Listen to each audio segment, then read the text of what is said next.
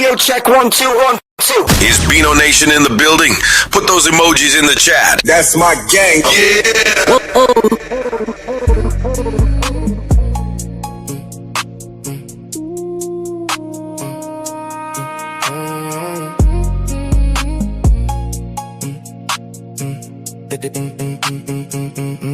They got a lot to say. I let it slide like rain. Same cool face, same calm shade. I don't move how they say. You want me small enough to fit your little frame, but I move like I want, and that make you insane. You want my highs and lows. You want me cracked and loud, but I drift past the noise. I don't chase no crowd. You can keep your nose, keep your side eye stare. I'm too busy being me to be bothered there. You want a reaction, you wish that I felt. You want me scrolling your words like they personal hell. You're loud with opinions, I'm quiet, I know. The less I answer, the more you show. I don't care, that's the part you hate. I don't care, you can talk all day. I don't care, watch me move my way. I'm unbothered, baby, and that bothers you. You built that whole story on who I should be, but I'm not your mirror, I'm just letting you see. You want that control, you want me to react. You want my peace in your hands like you holding it back. You want my heart on strings, you want my pulse to race, but I keep my cool. You can't touch this space. You can point, you can post, you can judge from afar. Still the same me walking, still the same old spark. You want a reaction, you wish that I felt. You want my world to revolve around the things you tell. You're loud with opinions, I'm quiet, I know. The less I give you, the more you show. I don't care, that's the part you hate. I don't care, you can talk all day. I don't care, watch me move my way. I'm unbothered, baby, and that bothers you.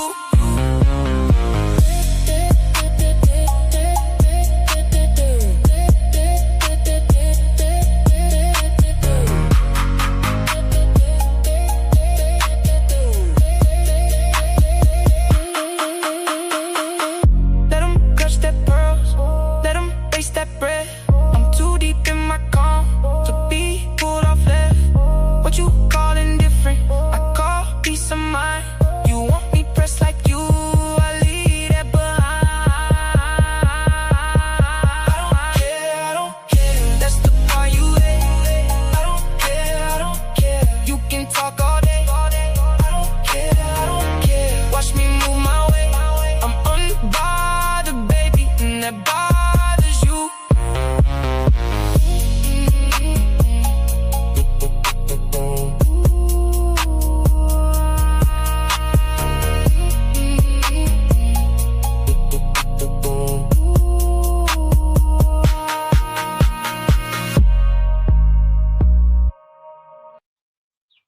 If we agree with you, then we're black. We love black people.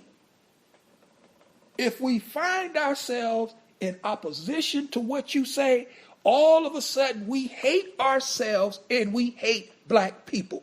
Who died and left you that kind of authority with your opinion? Who? Tell me.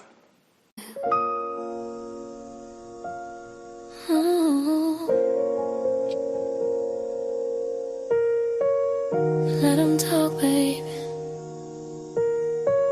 They don't know what we got.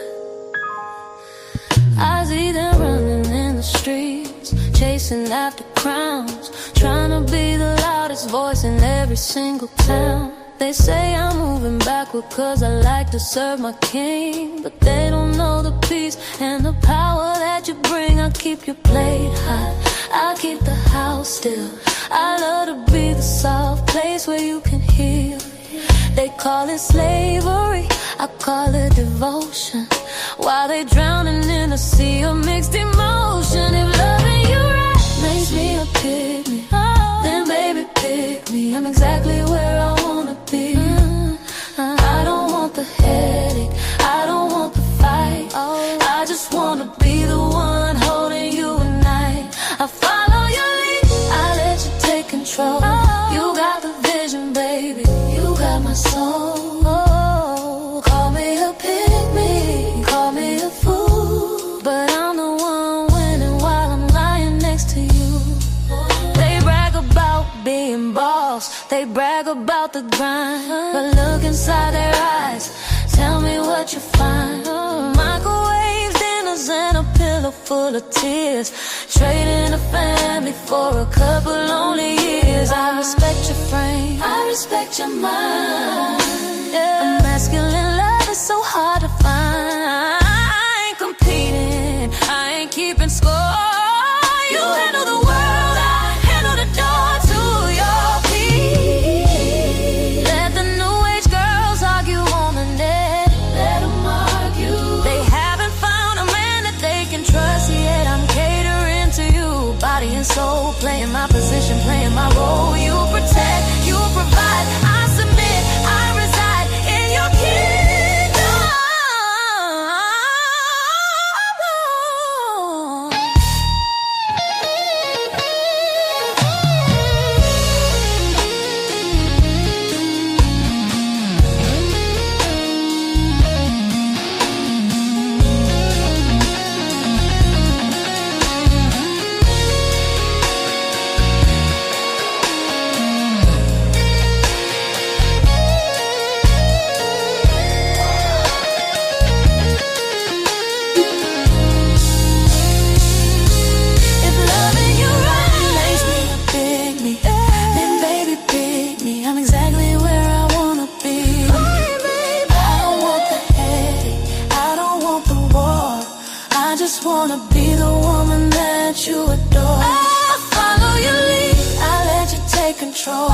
You got the vision, baby, you got my soul.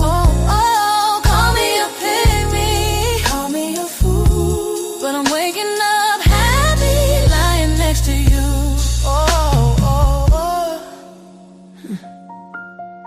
Let them stay mad,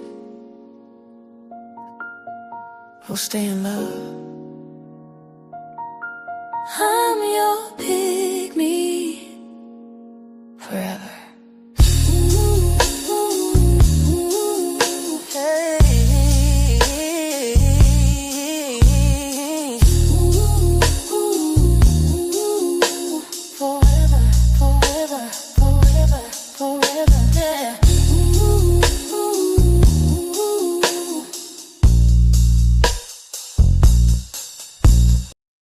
No, chill for what? Who is this nigga?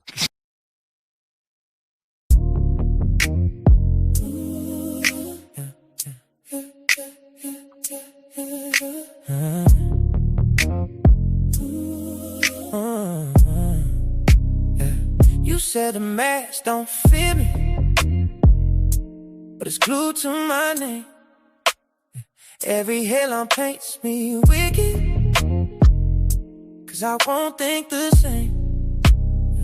You see trouble when I walk in, like I set this place on fire. But I just talk like my granddaddy, and it cuts through all your quiet. You want me to be the villain, so I'll be that. I'll be there. Not a shadow that you're killing, I'm the storm that's fighting back. I'm not a villain, I'm a super villain. That's a fact. You wrote the script, I'm just living, so I'll be there. I'll be there.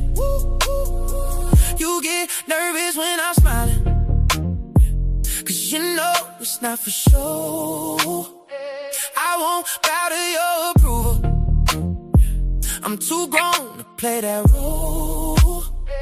You throw labels like they shackles, try to change what I believe, but your story got a plot hole when I'm the one that's free. You want me to be the villain, so I'll be that. I'll be that. Not a shadow that you're killing, I'm the storm that's fighting.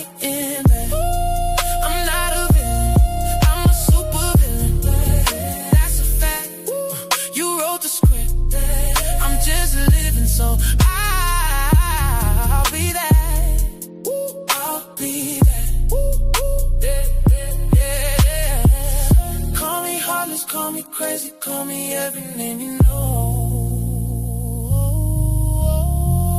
All that talk just turns to power, watch my true colors glow. You want me to be the villain, so I'll be there. Not a shadow that you're killing, I'm the storm. Fighting back. I'm not a villain, I'm a super villain. That's a fact. You drew the line, I crossed it grinning, so I'll be there. I'll be there.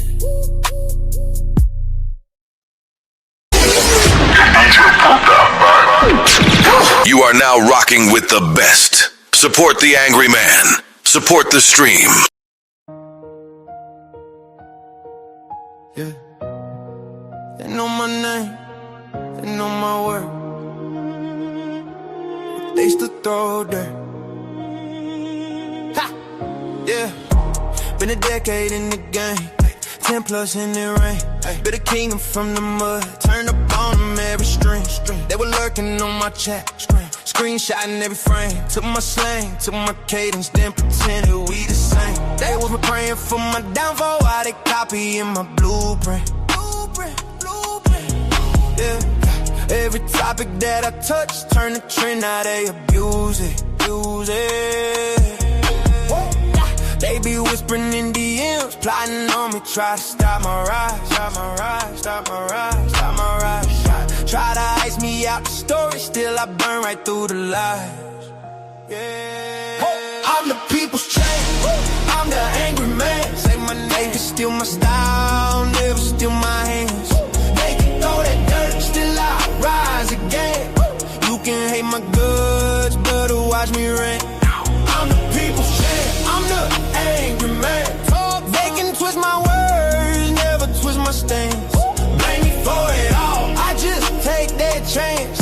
Cause they know I'm best, they don't want my shine to last. No, they was flagging every upload, sending shots behind the scenes, posting pictures of my family, trying to crack me at the seam. Drop my name up in the phone, type my address on the site. Thought the fear would make me vanish, told them pussies catch a flight. Every time they build a boycott, I just build another brand. Turn a smear into a slogan, made a movement out to slander. Understand, they be calling me the villain, why they quoting every line. I'm the mirror that they scared of, so they cover up my life.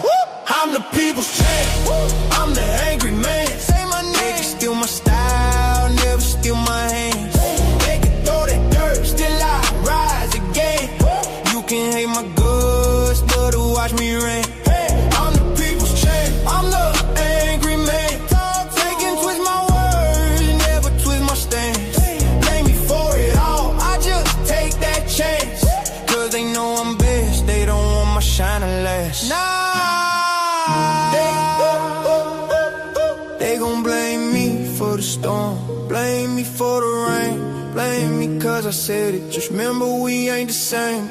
They gon' cry by my tone, but they study every take. You can hate on every move, you can cancel what I made. Nah, I'm the people's champ, I'm the angry man. Say my name, they can steal my style, never steal my hands. They can throw that dirt, still I rise again. You can hate my goods, but watch me rain. I'm the people's champ, I'm the angry man. They can twist my words, never twist my stance. Blame me for it all, I just take that chance. Cause they know I'm best, they don't want my shine to last. Cause they know I'm best, they don't want my shine to last. Yeah, they know I'm best, and that's why they hate the man. Radio check 1 2 1 2. Is BINO Nation in the building? Put those emojis in the chat. That's my gang. Yeah. Son of her, as you know, delay.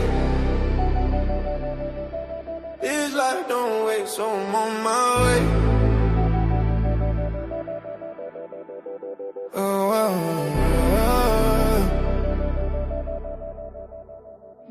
Feet hit the pavement, sunrise grinning. Life's a roulette and I'm always spinning. Pocket full of dreams, got the world in my hands. No map, just vibes and unplanned plans. Sweat on my brow, running wild through the city. Clock ticking loud, but it ain't that gritty. Spill my soul like ink on a loose leaf. Every breath a moment, no time for grief. Full throttle, no brakes, I'm flying. Every second counts, ain't no denying. Living for the now, future can't wait. No rewind button, I'm on in my face, yeah, yeah. I'm on in my face, I'm on in my face. Heart like a drum, beating fast, no pause. Life's a movie real, I'ma start with no flaws. Cup running over, champagne fizz. Every day's a blessing, yeah, that's the biz. Jumping over hurdle, life's track and field. Every scar story, every wound's healed. Skyline's my ceiling, dreams stretch wide. Riding shotgun with hope, joy by my side. Full throttle, no brakes, I'm flying. Every second counts, ain't no denying. Living for the now, future can't wait. No rewind button, I'm on in my face, yeah, yeah. I'm on in my face, yeah,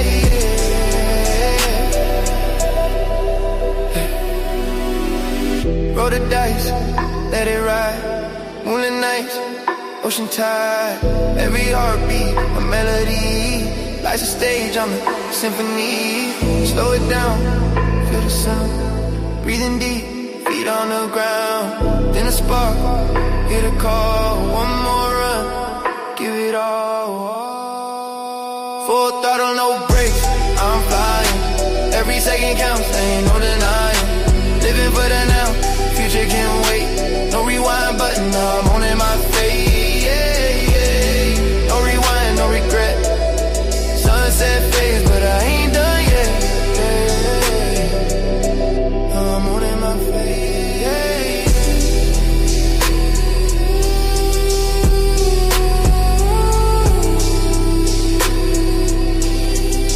I'm on in my face.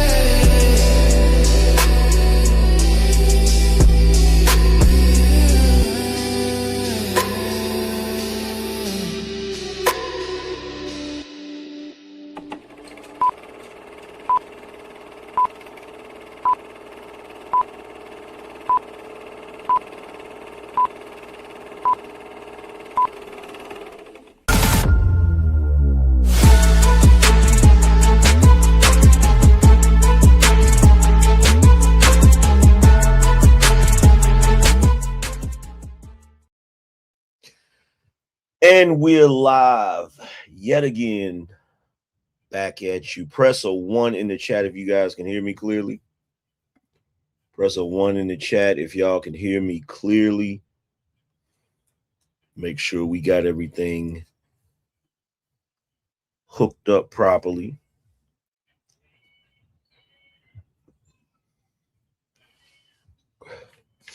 So first off the rip, I want to give a shout out to my man Carell for sponsoring the show. Carell says 600-mile long haul check in. Appreciate you, bro. That's that BINO energy. It's a lot better than we usually do. All right, thumbs up. Ready, guys? Let's do this. Leroy Dragons. Make sure you guys are supporting the show. If you want to be part of the BINO roll call, all you have to do is drop 20 or more in the super chat or the Cash App. Your messages will get read first. Anybody that sponsors the show, messages will be read immediately. Y'all already know how we do. Let's get to this old goofy BS.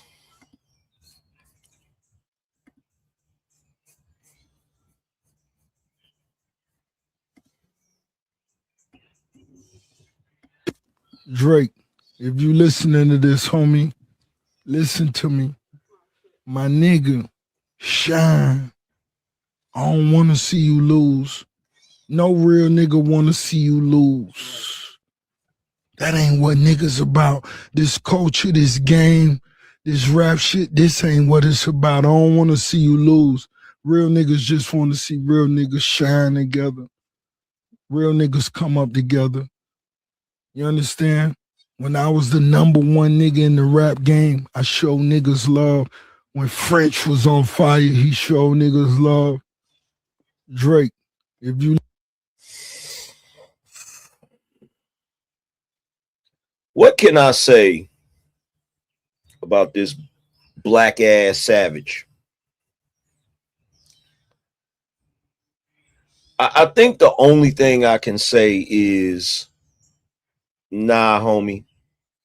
Nah. We reject your deposit. What Tupac say? We reject your deposit. Keep that same energy. Keep that same energy, bro. Don't get up here with the, hey, Drake, I got a message for you, my nigga. No, he's not your nigga. He was a white boy, remember? These clowns really thought we was gonna forget this shit, bro. They really thought we was gonna forget this shit, fam. Don't get up here copping please now because you know that Drake getting ready to, you know, do numbers again. Like, no, don't do that, bro. Don't do that. Like, first of all, for everybody that's gonna try to come sideways about Iceman, let me tell you something. Iceman is the most anticipated album in recent history, which lets you know it's gonna do numbers regardless.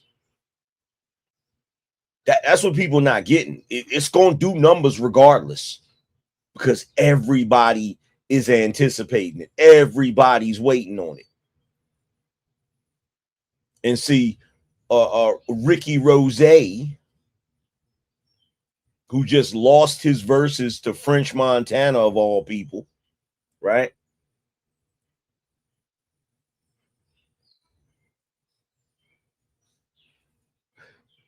Talk about some, yeah, I want to play Aston Martin music, but without Drake's vocals. And then everybody in the audience starts singing Drake's part. I hate to tell you this, Rick Ross, but when it come to you, DJ Khaled, a bunch of y'all, there's songs that y'all got. If Drake wasn't on that song, the song would have been trash. It would have been trash. And that's just real. Aston Martin music without Drake is trash. Trash. Like, for real. I'm sorry, you may not like that or whatever. I really don't care because at the end of the day, y'all gonna stop playing with us light-skinned niggas. Y'all gonna put some respect on our name. Y'all gonna stop playing with us, bro. I don't care what Drake do as far as collaborations moving forward. I don't care what the rest of you light-skinned niggas do as far as what you gonna forgive. I ain't forgiving shit. I remember when that beef happened. I remember how the culture switched up on Drake, calling him everything but a black man. I remember all that light-skinned hate. And I don't give a damn who you are. I don't care what your rationale is. I was on it from day one, and I'm still going to be on it. I know all of that shit was light-skinned hate. You would not have done Drake like that if he was a dark-skinned brother. You wouldn't have done that. You wouldn't have done that, which is the main reason why y'all let this gorilla get away with calling him a white boy and sticking his nose in some shit that he wasn't even a part of. He wasn't even part of that beef and stuck his nose all the way up in that shit. And then when Game addressed him, pretended like Game didn't even say nothing to him. Ain't nobody forget. Stay on your side. That's what I'm saying to all of y'all. I don't care who don't like it. Stay on your side. Stay over there with that bing, boom, bop, pow, bing, boom, bow type of shit I'm on. You wouldn't understand. Stay over there with that corny ass leprechaun rap, my nigga. Stay over there with that bullshit ass GNX raggedy damn album and that weak ass Super Bowl performance and that raggedy ass slave tune, Not Like Us.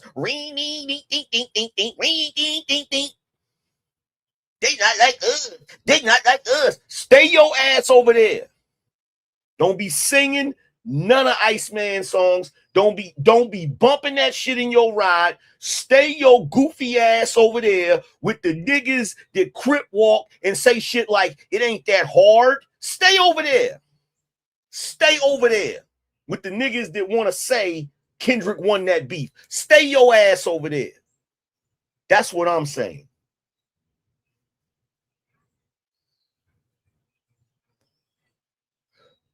I ain't got no chill for none of you. I ain't got no chill for none of you. Look, here come one of these corny ass niggas. You lame, cuh. No, you booted, cuh. You booted, cuh. You booted, cuh. I don't even talk to niggas that don't enunciate the last letters in a word.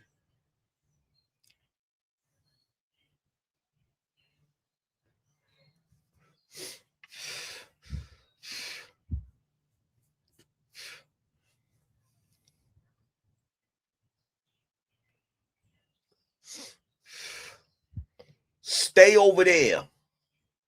Stay over there on that side with all of the K-bots. Stay over there on that side. Mm-hmm.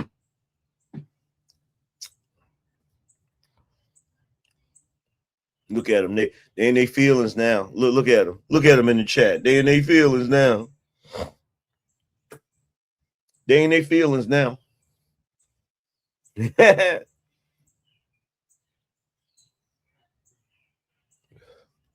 By the way, where is K-Dot?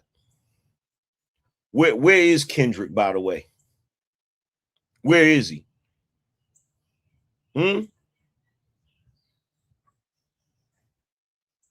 is he? Oh, I forgot. Whenever you want to summon this nigga, you gotta wait for the sun to be shining while it's raining, so a rainbow will come out, so you can run to the end of the rainbow and grab that pot of gold, and then his leprechaun ass will jump out. Bing, bop, boom, bam, bam.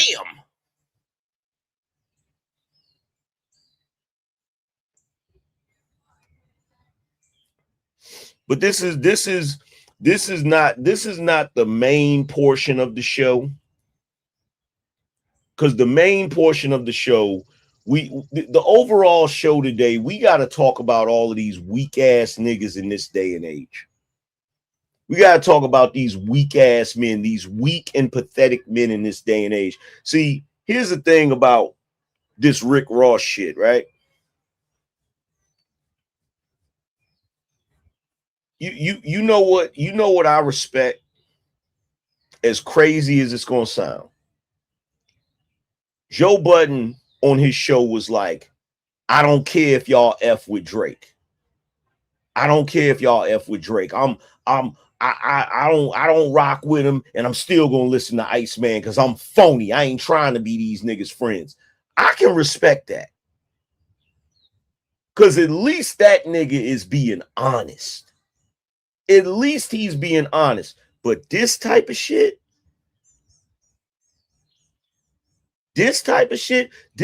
oh, you a white boy and all of that bullshit. And then when this man getting ready to drop an album, you on Apple Music talking about some, hey, Drake, I got a message for you. Shine, homie. Shine. Like, I can't respect it. I can't respect it.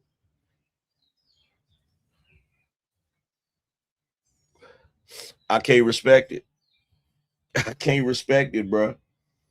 I got more respect for the diehard K-Dot fans that's like F Drake, you know, we rocking with Kendrick and Kendrick won no matter what. I got more respect for that. I got more respect for people that standing 10 toes down on their business. I may not agree with their assessment of the beef. You feel me? I still feel like Drake won. I don't give a fuck what the culture says, right?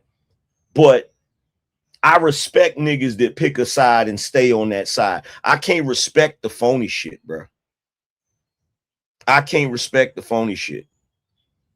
I respect niggas that pick a side and stay on that side. You feel me? But this shit Rick Ross is doing, this shit is weak. It's weak. This dude want another stimmy package. He want another stimmy package. That's all that is. And to all of you West Coast niggas in here right now, talking about some, man, if you could, get out your feelings, could. Get out your feelings, old Mark ass buster. Get out your feelings.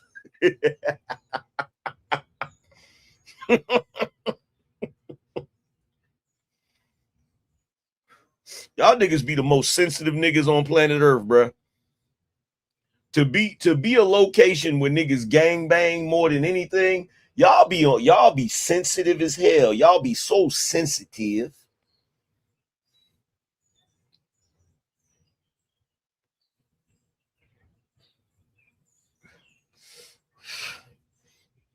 Nigga jump smooth in my damn chat room. You lame, cuh. You lame, cuh.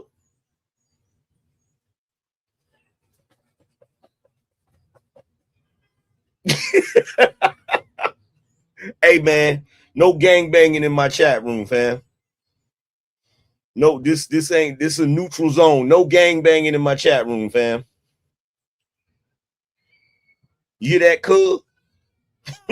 No gang banging in my chat room, fam.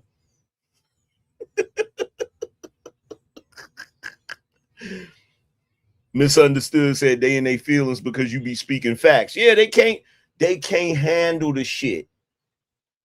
But didn't I tell y'all? Like, let's be real about this. Let's be real because we about to get on ASAP Rocky. We about to get on ASAP Rocky goofy ass. But before we go there, because that conversation that's the one that's really gonna piss niggas off. That's the one that's really gonna piss niggas off because I'm calling out all you weirdos. I'm calling out all of you weirdos. Like real talk. But before we get to that, didn't I tell y'all they was gonna switch up? Didn't I tell y'all that, first of all, there's a few things I told y'all. I told y'all that once K-Dot gets what he wants, which was to get his song going against Drake, right? To be super popular, to freaking perform at the Super Bowl with the mom jeans on, and then to put out his goofy ass album that really didn't do numbers. Didn't I tell you once he did that he was going to vanish? Didn't I tell you that Kendrick Lamar's Frodo Baggins ass was going to disappear after he did that? Didn't I tell you that he does not have the ability to carry hip hop on his back? Didn't I say that? Didn't I say that? Didn't I say in order to be the man, you gotta beat the man? But the only problem is y'all claiming he beat the man, but he still ain't the man. He still ain't the man because everybody's still waiting on Drake. He does not have the ability to put hip hop on his back as much as y'all want him to. I told you he was going to vanish. And I told you as soon as he was going to vanish, these niggas was going to change their tune. I hear that Future has a feature on this damn Iceman. Imagine saying that 3 times fast. Future has a feature on this Iceman track. Future has a feature on this Iceman album. Future has a feature on this Iceman album. So I've heard that Future has a feature on this Iceman album. Now you got Rose You got Ricky Rose, you feel me? Telling Drake he need him to win. Talking about some, yo, French Montana still rock with you. Notice now that Drake is about to drop an album, which is heavily anticipated. Now, all of a sudden, I see a whole lot of backslide. Tell me that y'all don't see all of this backsliding online.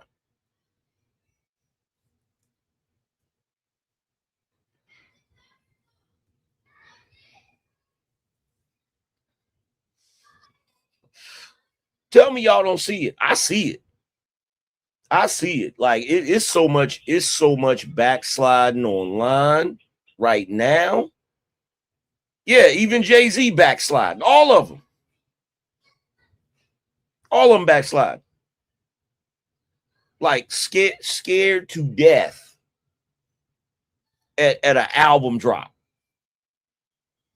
But cats want to tell me Drake ain't at the top of the game. How is he not at the top of the game when he can have this much of an effect on hip-hop and the rappers in hip-hop just because he's dropping an album? Do you remember when K-Dot dropped Not Like Us? Do you remember the shit these niggas was talking? Do you remember the shit these niggas was talking? Like, do I really need to refresh y'all's memory? Do y'all remember the shit these niggas was talking? Drake cooked. It's over for Drake. He done.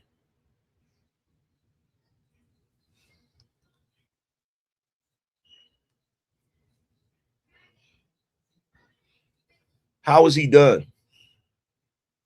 How is he done? How is he done? Explain this to me. K-Dot comes out on that track with Future and Metro Boomin. This is Drake. Him and Drake have a back and forth. Y'all swear up and down Kendrick's diss songs were better than Drake's. In my opinion, they wasn't. You feel me? Push-Ups was tearing Kendrick's ass up. That freaking track where Drake used the AI Snoop and AI Tupac voice was fucking genius. You niggas are swear up and down, oh, it was weird when he did that, but you didn't have no problem with Kendrick Lamar having a video where his face is Nipsey Hussle, and he's using AI to make his face look like Nipsey Hussle, OJ Simpson, numerous people. That wasn't weird. That was art, right? But anyway, tore his ass up in that track. And oh my God, Family Matters destroyed all of them niggas. All of them niggas. And then Drake tucked his ass in bed, tucked his ass away with that Heart Part 6. I don't care what nobody say. Go back and listen to it. Go back and listen to it with fresh ears outside of the fucking hype of the beef. Go back and listen to all of them tracks. Go back and listen to all of the tracks that K-Dot put out, and go back and listen to all of the tracks Drake put out now with fresh ears. I guarantee you ain't gonna look at it the same. I guarantee you, because you niggas was caught up in the hype. You was caught up in the culture. You was caught up in the peer pressure, because that's all that is. Niggas gave K-Dot the win purely off of peer pressure. Purely off of go along to get along. Purely off of we in the culture want Kendrick to be the winner, so we're just going to keep saying he won, and anybody that says he didn't win, we're gonna ostracize them and talk crazy to them. That's all niggas did. Black niggas in the culture deboed the damn beef. They deboed the damn competition. That's all they did. That's all they did. They didn't say Kendrick won because of bars. They said Kendrick won because we want him to be the winner. And niggas went along with it because they didn't want the culture to look at them crazy. That's all that happened. That's all that happened. But if you go back and you listen to it bar for bar, Drake decimated their asses. All of them. All of them. That second verse in Family Matters destroyed all of them niggas. Destroyed all of them niggas. He told that nigga ASAP Rocky, ain't nobody even listening to your music. Ain't nobody checking for you until they, the only way they checking for you is they checking for your fit again. And what is that nigga doing? That nigga walking around like he's some kind of damn female supermodel with Chanel bags on and shit. Drake literally predicted what that nigga was going to do. Told that nigga the only way he can get some attention is he going to have a kid again. What did the nigga do? Because niggas ain't checking for your album. Niggas checking for your fit again. Like, he predicted what that nigga was going to do.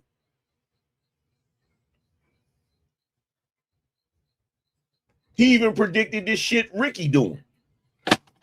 What'd he say to me? He said, all I know is y'all better not ask for no favors. Like, let's be real about this shit. Let's be real about this shit. He predicted what they was going to do with the Grammys. Kendrick just opened his mouth. Somebody give him a Grammy right now. He predicted all of the shit these niggas is doing.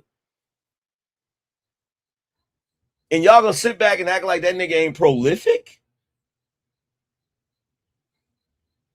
You go back and listen to all of that shit. Go back and listen to all of that shit. You're gonna look at it drastically different.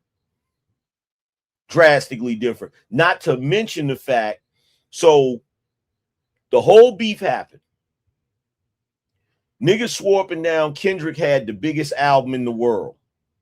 That botted out album. You feel me? And I showed y'all that the shit was botted because on YouTube, when you looked at Family Matters, it had the trending number beside it. It's like trending at number 2 or number 1 or whatever, right? When K-Dot's Not Like Us track was up there, it didn't even have a trending number beside it. You know why it didn't have a trending number beside it? Because them numbers wasn't fucking real. Y'all niggas gonna stop acting like y'all don't know what time it is. There ain't a person right now that's riding around bumping Not Like Us. Niggas don't care. Niggas don't care at all. You feel me? Kendrick had a moment, but it was a fabricated moment. And that's the damn truth. Any way you cut it, right? But regardless, even with all of the support of the culture, even with niggas gassing him up, even with him performing at the Super Bowl, what did that nigga's album do? What did GNX do? Nothing. Nothing. The last track that was on the top, that was on the Billboard top 10, the last rap song that was number 1 on the Billboard top 10 was What Did I Miss? Like, what are we talking about?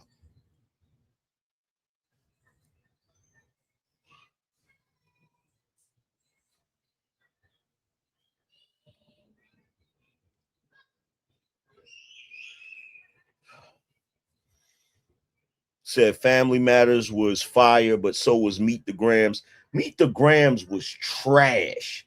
The beat was trash. The way he was rapping was trash. Freaking Family Matters was a freaking, that shit was a damn major motion picture, bro. Fucking video starts with the good kid Mad City van sitting on the back of a motherfucking flatbed. Y'all niggas, bro. You know what? I'm gonna tell you something right now. Because of the fact that you niggas want to be biased, because of the fact you want to be biased, you niggas are ignoring genius right in front of your face. Right in front of your face.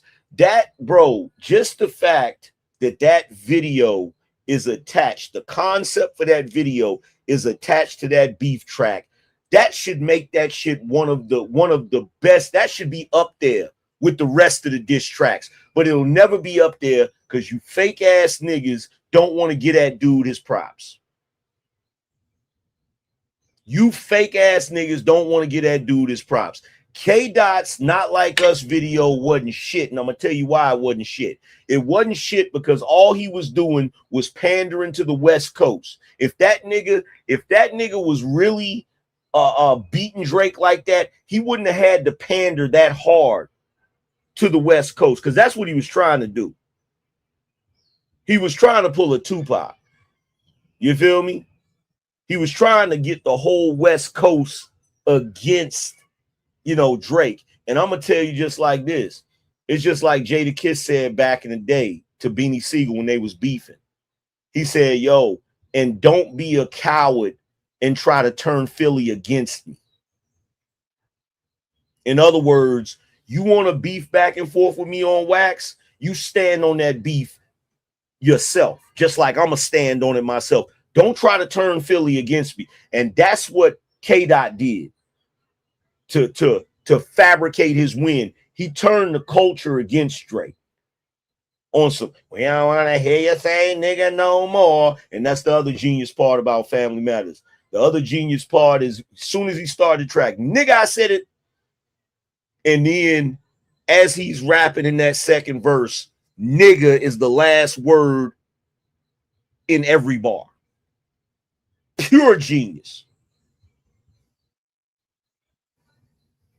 Which one of my so-called niggas is next? Which one of my so-called niggas?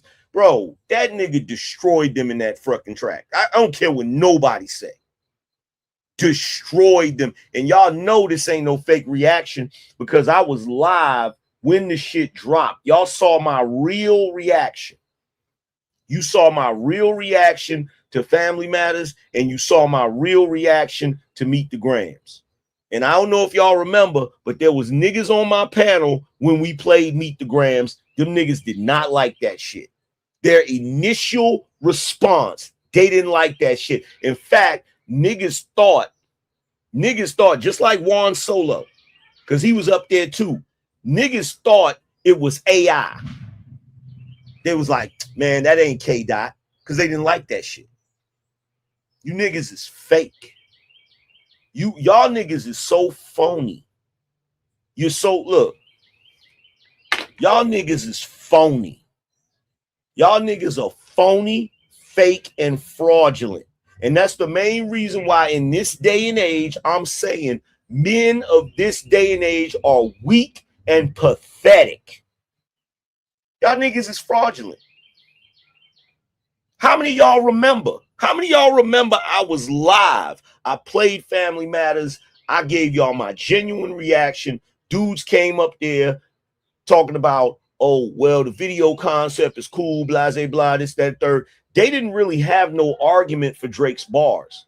Their argument always was he ain't part of the culture. He ain't really tough. Well, he's only half black. That was their arguments. The arguments ain't had nothing to do with the bars. It ain't had nothing to do with the music. And niggas was on my panel. They was like, yo, Kendrick just dropped Meet the Grams. I said, okay, let's pull it up. We pulled it up and listened to it. Nobody liked that shit. Niggas thought it was some AI shit. Niggas was like, yo, that ain't K-Dot. And we like, no, it's on his official page. It's him. Niggas did not initially like that shit. So y'all gonna stop. Y'all gonna stop. I don't care what nobody say. Y'all wanted Drake to lose. And because y'all wanted him to lose, your entire, look, here's the thing. It's just like when a nigga get arrested, right? Let's say you got a dude that's a drug kingpin, right? And let's say the investigating officers illegally wiretap that dude's house and shit, or that dude's phone.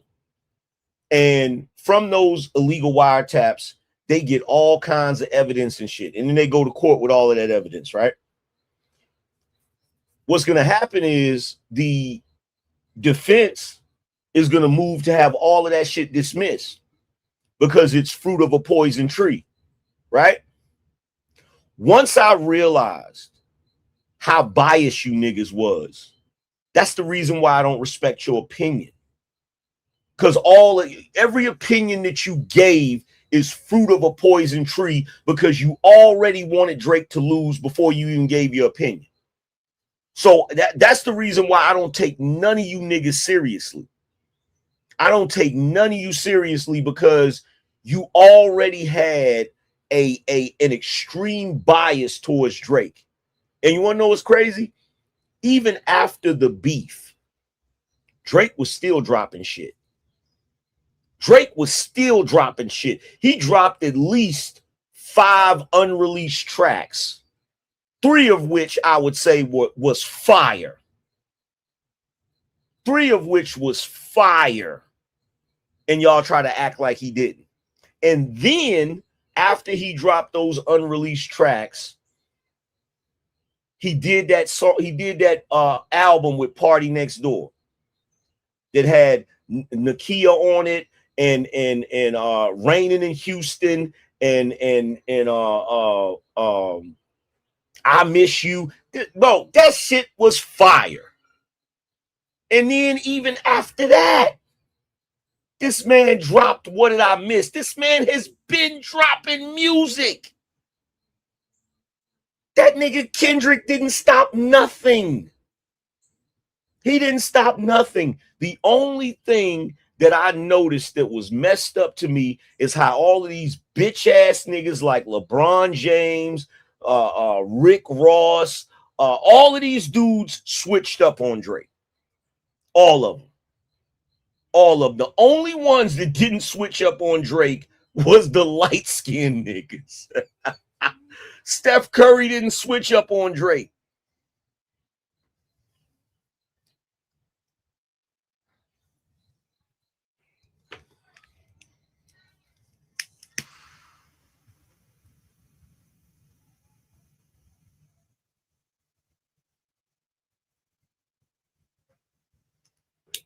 This nigga said, who cares? Why you watching my show, nigga? You obviously care because you watching. You obviously care because you watching.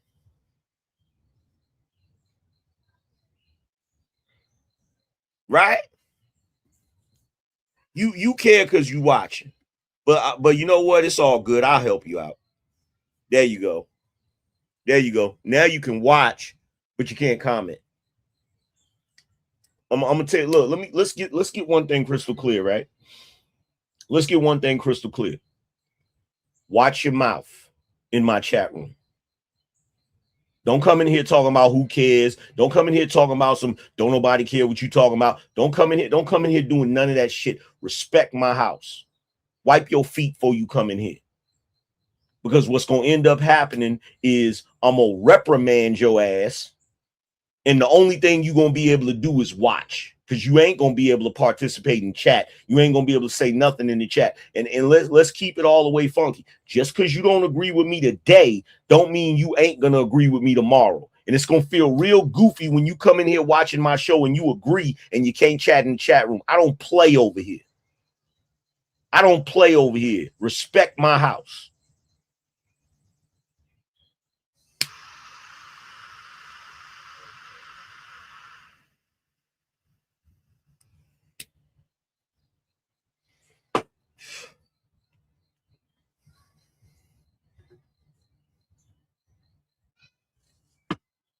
Come in here talking crazy to me. You done lost your mind. Respect my house, nigga. I'm one of them yellow niggas you just ain't gonna like.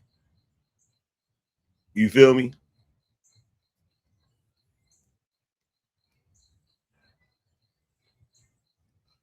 But let me ask everybody in here that's been watching me. Have I switched up yet? Have you ever seen Angryman switch up? Even if I have an opinion that everybody is against, if it's my opinion and it's what I believe in, have you seen me switch up?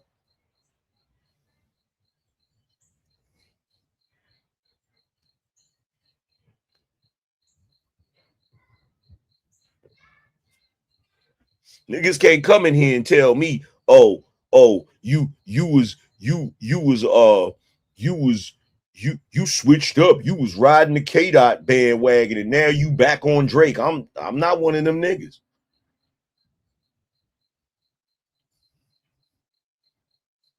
I rock with Trump, even though a lot of you niggas don't like him. I ain't switched up. I rock with 50 Cent, even though a lot of you niggas don't like him. I ain't switch up. I rock with Drake, even though a lot of you niggas don't like him. I ain't switch up. And the reason why, one of the biggest reasons, you know what? You want to know what's so crazy? I ain't even gonna front. When Drake first came out, I didn't really like his music. I couldn't really rock with his music, right? It wasn't until he dropped If You're Reading This, It's Too Late. That album, a lot of them tracks on that album resonated with me. And ever since then, he's been putting out music that resonates with me. Not all of his music, but he have a lot of tracks. I'll be sitting there listening to the lyrics like, damn, that shit is hitting. Damn, that shit is hitting, right? But the biggest reason I'm rocking with him, it ain't even because of the music. It's because it's only once in a while that we have certain people that get a certain level of stardom, right? That come from the culture. And whether you like it or not, Drake is from the culture, right? Because if you want to say Drake ain't from the culture, then you got to say Bob Marley ain't from the culture. And I know you ain't gonna say that. Bob Marley had a whole white father. So y'all trying to say that, oh, because he got a white mama, he ain't from the culture. Stop playing yourself. Have you seen Drake's daddy? You feel me? Have you seen his father? Do you know who Drake's uncle is? Do you know what type of contribution Drake's uncle made to music? That man worked with Prince.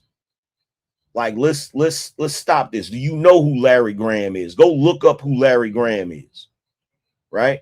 Drake is from the culture, whether you like it or not, right?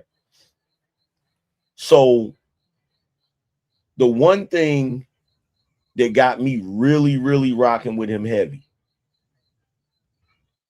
I don't like the way the culture's trying to do that, man. And let me tell you this. I'm gonna tell you some real shit. The only reason the culture is doing that man like that is because niggas today is on some goofy shit. Niggas today is on some goofy shit. Like real shit. Whether y'all like it or not, Drake, as far as his popularity, as far as his successfulness, he'll never be as famous as Michael Jackson. But when it comes to his level of success, he's like the closest thing to it. He's like the closest. He's the closest thing you got in this day and age. Now, nobody will ever be Mike. That ain't gonna happen. If you're not old enough to know, you just don't know. Nobody will ever be Mike. Mike was one of a kind. But the closest thing you got right now is Drake. It ain't Kendrick. It ain't Kendrick.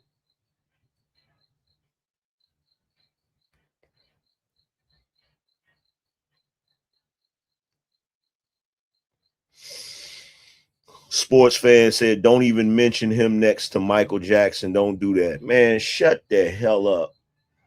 I can mention him next to whoever the hell I want to mention him next to. If you don't know why I'm saying that, it's because you don't know music and you don't know the numbers. If you go look at the numbers, he's the closest thing to Mike. Nobody else is coming that close. Go look at the numbers. Go look at the numbers.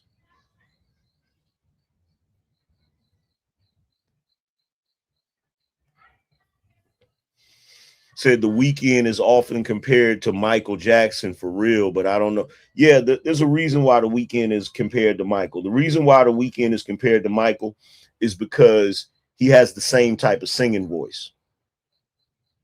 The Weeknd sings like Mike's voice is at a certain frequency, right? And me personally, I think that frequency is more, what's the word for it? I think that anybody that sings at that frequency is gonna be popular. Anybody that sings at that frequency is gonna have popular songs, right? The difference between Mike and The Weeknd is Mike was the total package. Mike could sing, dance, he could do everything. He was a true performer. Okay. The Weeknd, I'll put it to you like this. If Chris Brown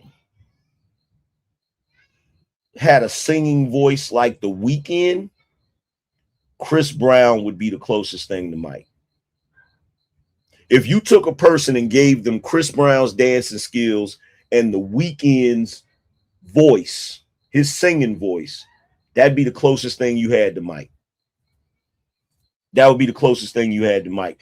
But you still wouldn't have Mike because you would have to have that level of creativity. So Mike had an accumulation of shit that just made him, you know, I believe Mike was just born to do that shit. He was just born to do that shit, bro.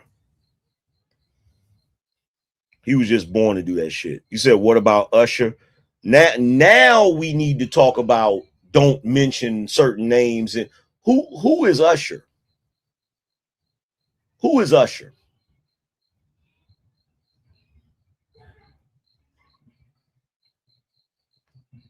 In fact, the only way you can get Mike, you would have to take Chris Brown's dancing skills, The Weeknd's voice, R. Kelly's musical talent, and you would have to combine all of that. You would have to combine all of that, and it would have to be somebody that was performing since they were a kid, since they was a kid. That's what you would have to have. You would have to have a child that is in the music business from a child up, that has the voice of The Weeknd, the musical talent of R. Kelly as far as writing and producing, the dancing skills of Chris Brown, and you still would have to add some more shit in there.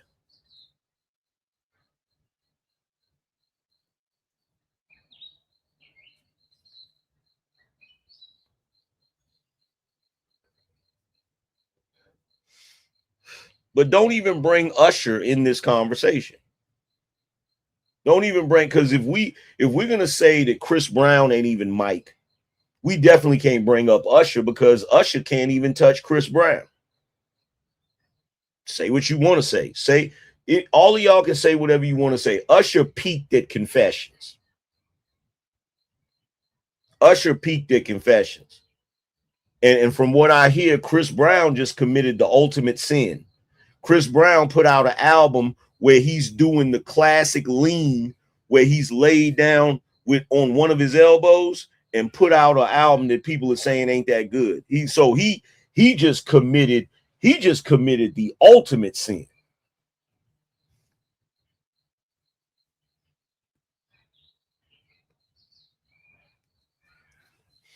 Let me tell you something. Mike, somebody in the chat said Mike had aura. Let me tell you something.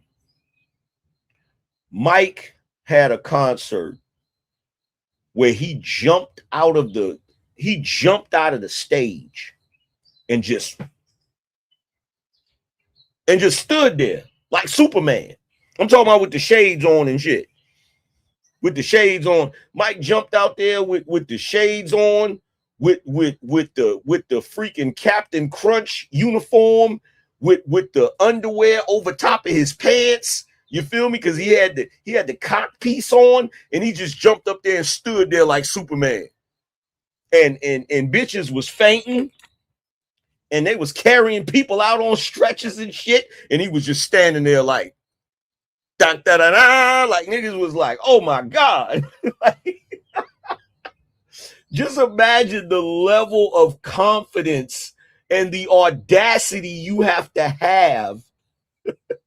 to jump out there with glitter on your pants and just stand in place, bro.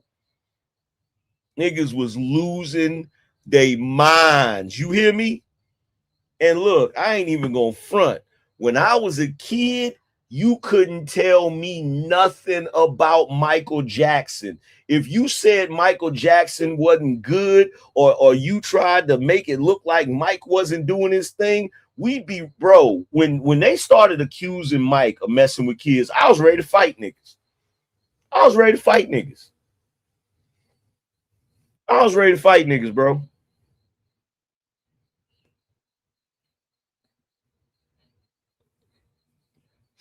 You couldn't tell me nothing about Mike. And look, for all of you young niggas, let me just say this to you so you can understand this, because you can't comprehend it. You can't comprehend it. You don't understand it. You got to understand, Mike was the most famous dude in the world before the internet. Before the internet, bro. When Michael Jackson dropped a music video, it was like the president was coming on TV, bro. The whole world came to a stop, bro. I remember when he dropped the Bad video. I remember when he dropped the freaking Remember the Time video, bro. When I tell you everything came, bro, when Mike dropped a video, families gathered around the TV. Michael Jackson world premiere. Families gathered around the TV and was sitting on the edge of their seat like this. You'll never comprehend it. You'll never comprehend it. The only person that has ever been more famous than Michael Jackson is Jesus Christ. You'll never comprehend that brother's level of fame. You will never comprehend it. This man had to wear disguises just to go outside. Just to go outside. He do a concert. You got people of all colors, all backgrounds, all religions. Oh my God, we love you, Michael. Just going off. I ain't never seen nobody that famous. Ever in life, bro. I ain't never seen. Matter of fact, let me rephrase that. I've never seen somebody that famous that always delivered. I'm talking about it, he lived up to his fame. Most people don't live up to their fame. He lived up to his fame. I saw freaking Ebro's goofy ass, and I've been telling y'all Ebro is goofy. Ebro just recently tried to shit on Thriller. He's like, yo, you can't even critique the Mike Jack fans, you know, and it's just like when you ask them about Thriller, they can't even tell you what Thriller was about. Nigga, what? Then he said there was 3 skippable songs on Thriller. I said, this nigga crazy. I said, this nigga done lost his mind, bro. Matter of fact, hold on. Let me pull up. I'm going to pull up the let's see. Thriller track list.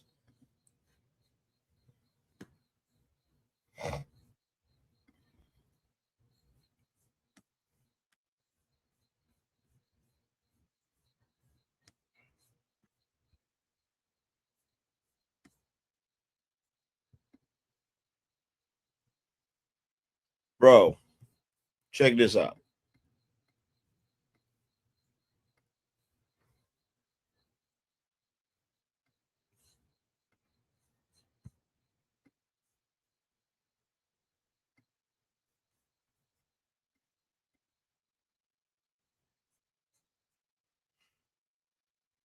Bro, side one. The first track is Wanna Be Starting Something. You wanna be starting something, got to be starting something. What? The second track is Baby Be Mine. The third track is The Girl Is Mine. The fourth track is Thriller. Side two, the first track is Beat It. The second track on side two is Billie Jean. The third track on side two is Human Nature. The fourth track on side two is Pretty Young Thing. And number 5 is The Lady in My Life. What are we talking about? What are we talking about? This is one of the greatest albums that was ever fucking created. What are we talking about? What are we talking about? I'm trying to figure out what are the 3 skippable tracks. What are the 3 skippable tracks that Ebro's talking about? This is why Ebro should have never been hosting a radio show. He should have never been nowhere near no damn music. Period. Ebro is he's an idiot. He's an idiot. That album is impeccable. How many number ones is on that album, bro? How many number ones is on that album?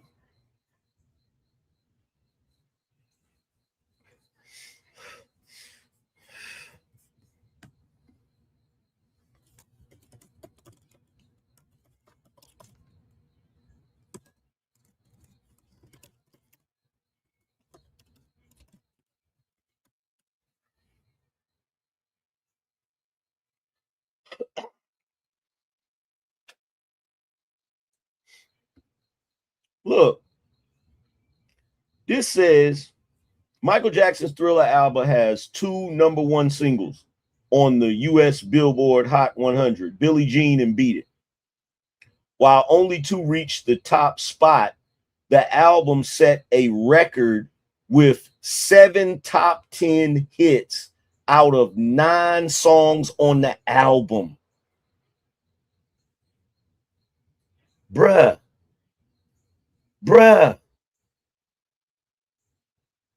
7 out of 9 songs was top 10 hits. 7 out of 9 songs, bruh. The number 1 hits was Billie Jean. Billie Jean was number 1 for 7 weeks. Beat It was number 1 for 3 weeks, right? Top 10 hits was The Girl Is Mine, You Want to Be Starting Something, Human Nature, Pretty Young Thing. Thriller also reached the top 10. Total singles, 7 of the 9 tracks were released as singles. Who does that? Who does that? This nigga dropped 7 of the 9 songs was dropped as singles, bro. Who does that? Who does that? 7 out of 9 of the songs was dropped as singles, bro.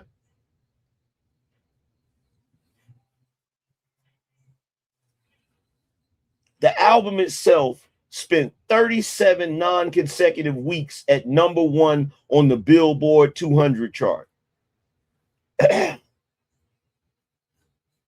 And look, it's got the classic, bro. Look. It's got the classic lean. Chris Brown just put out an album cover leaning like that, and they saying the album is trash. I ain't even listened to it.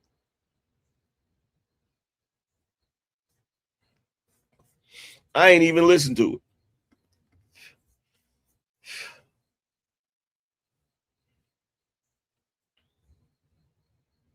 Yo, that is when I heard Ebro say that, I said, yeah. This nigga's a clown, bruh. This nigga is a clown, bruh. Like, real talk.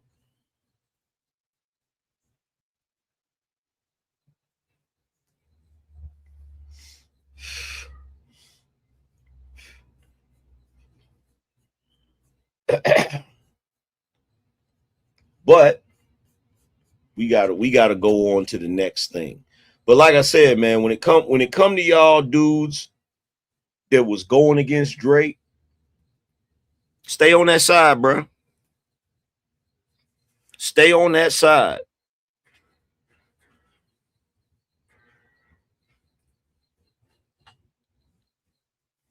Don't be bumping Drake's album. Don't be doing none of that shit. Stay on that side. But we about to really cook in a second.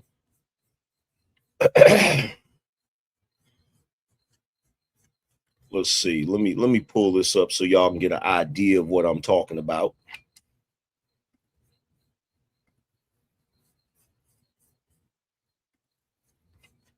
So check this out.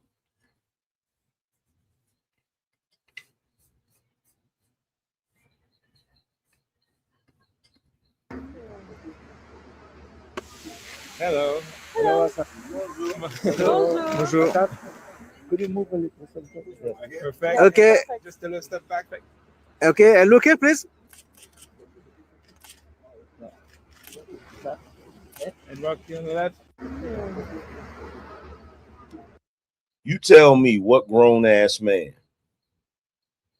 You tell me what grown ass man should ever be taken seriously walking around with a damn purse, and a pink one at that.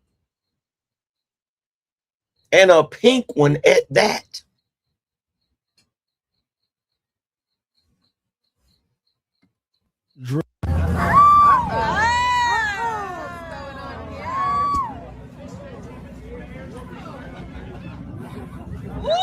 Is it time for ASAP Rocky to put his big boy pants on? Put his big boy pants on and assert himself after losing his manhood on the red carpet after Rihanna stripped him down. Stripped him down all the way down to his French cuff t-shirt in front of all those nice, kind people. Now, I need y'all to understand the irony of a black man with Miss Seeley braids. This dude has Miss Seeley braids dyed burgundy, talking about ASAP Rocky needs to assert his masculinity. Do you see? Do you see what I mean?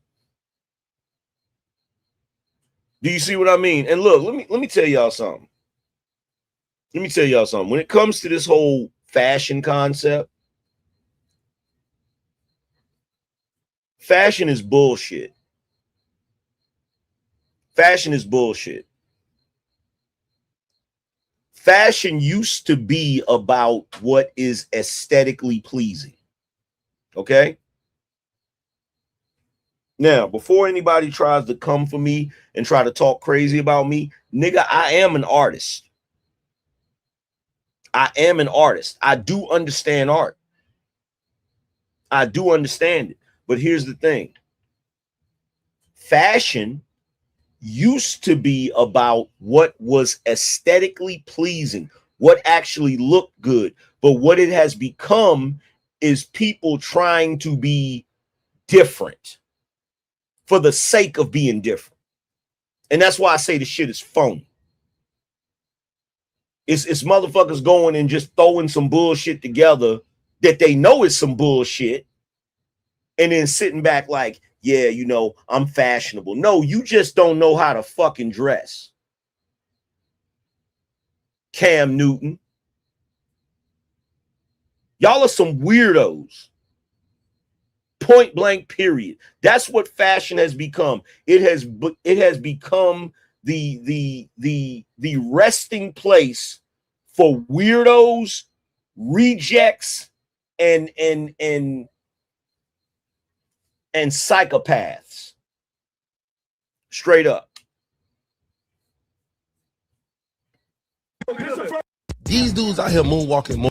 I got these for her though. Yeah, Look, this one's good. I got these for baby Rocky. Like she gonna be all right. There's some baby shoes on the bag. Shout outs baby Rocky. I got these for her though. Yeah, Look. this one's good.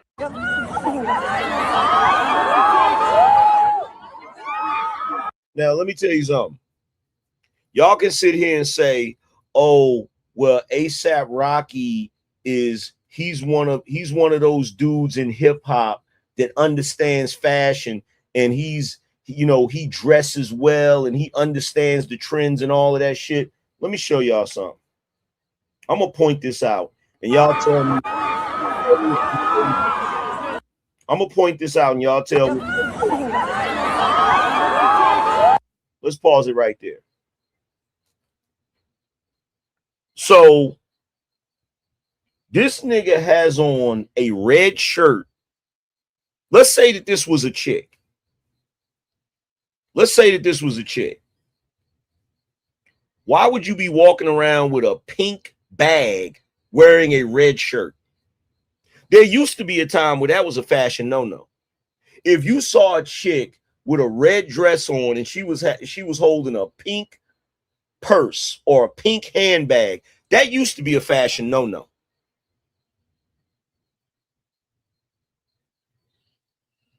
Tell me I'm lying. Tell me I'm wrong.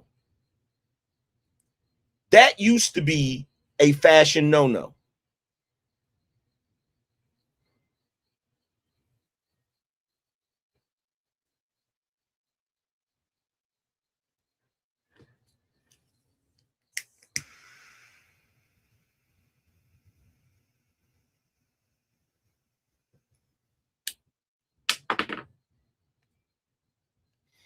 Not to mention the fact he has on what looks like a corduroy jacket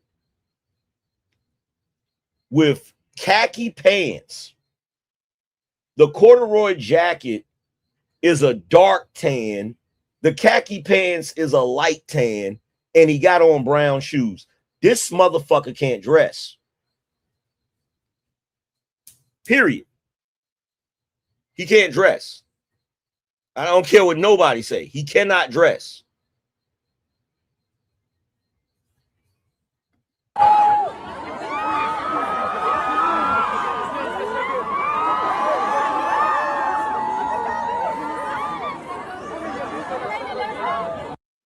And let me tell you something.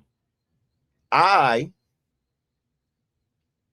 personally believe that due to the popularity of hip hop, the industry is forcing these popular men to do this shit to effeminize young men. And guess what? It's been working. It's been working ever since they first showed rappers wearing dresses, dyeing their hair, painting their nails, wearing purses and handbags. The men out here in the regular world have become more and more effeminate. The amount of shit that y'all be justifying. You got regular, average, everyday dudes out here wearing bonnets in public.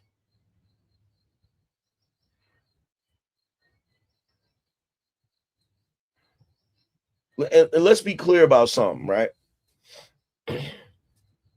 Let's be clear about something. I've been saying it, and I've been consistent, and I don't care how many of you don't like it.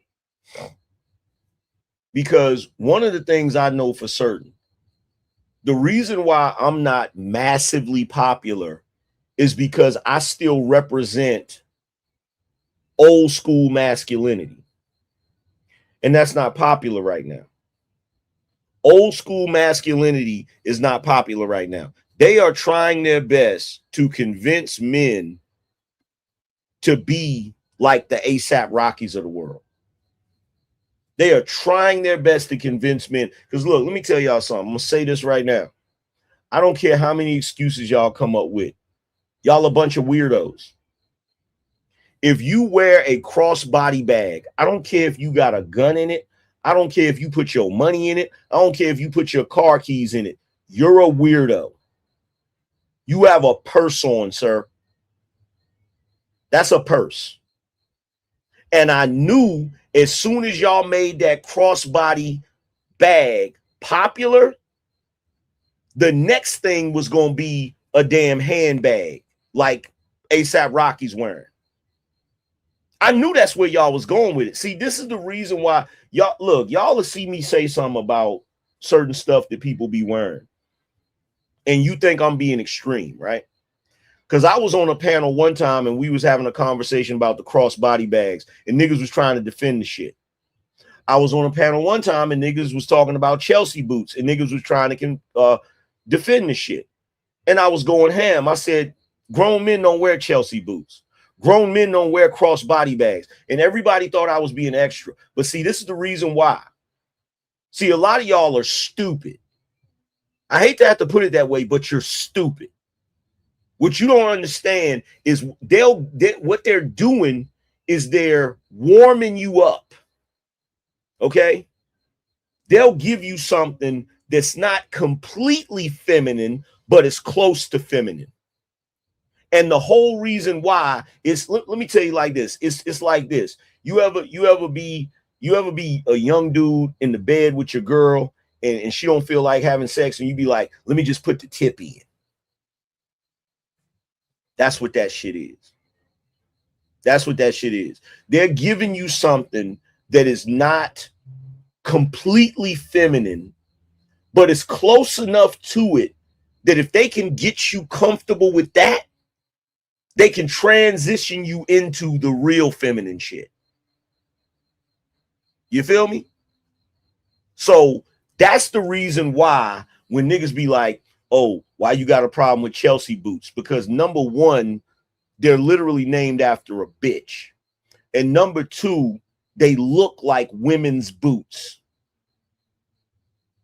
So guess what? If you get comfortable wearing Chelsea boots, eventually, in the name of fashion, they're going to come out with a pair of boots that's women's boots.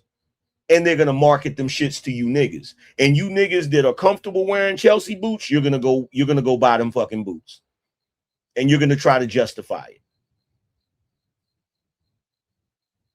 They gave you them crossbody bags. And eventually that crossbody bag is going to transform into a whole purse, a whole handbag. And like I said, you niggas just running around here, you niggas that paint your nails, you're weirdos. You niggas with these crossbody bags, you're weirdos. You niggas wearing these Chelsea boots, you're weirdos. Y'all a bunch of weirdos. At what point are y'all going to be comfortable being men? That's what I'm trying to figure out. This world has become so gynocentric and so woman focused that you niggas don't even want to be men no more.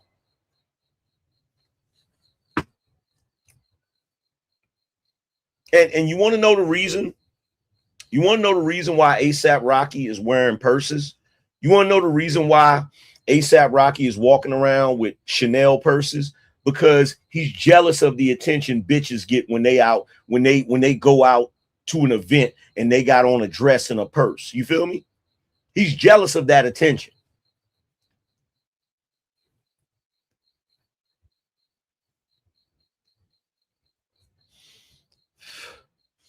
He's jealous of that attention.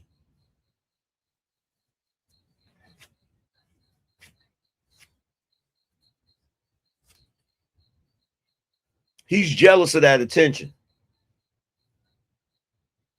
So what he wants to do is it's like, yo, why should the chick get the attention? So this is the type of dude that goes out with his woman on his arm, and he doesn't like the fact that his woman gets more attention than him. So it's like, well, why should she get all the attention?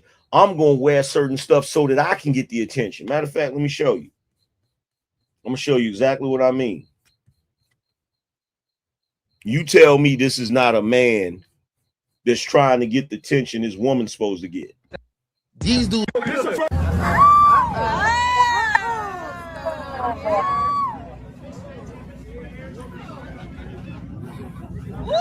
Is it time for A? He wants more attention than his woman. I got I can't.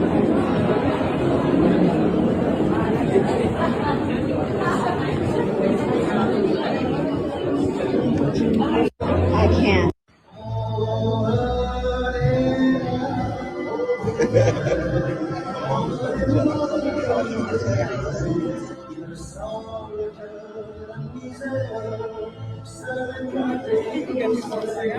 What'd you say?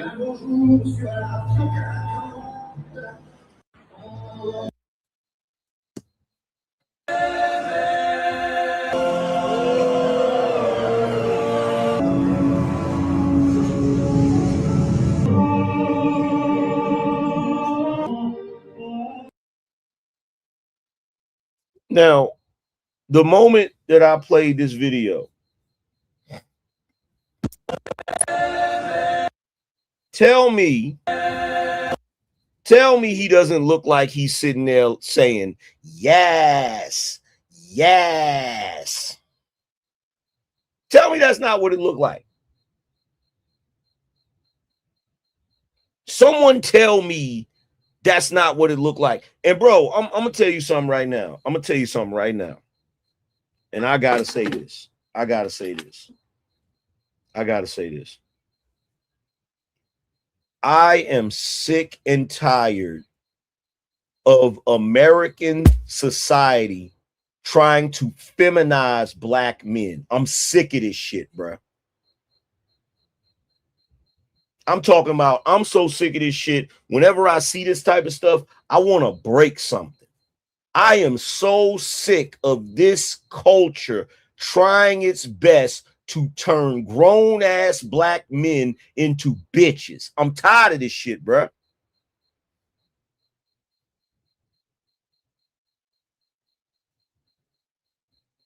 I'm tired of it.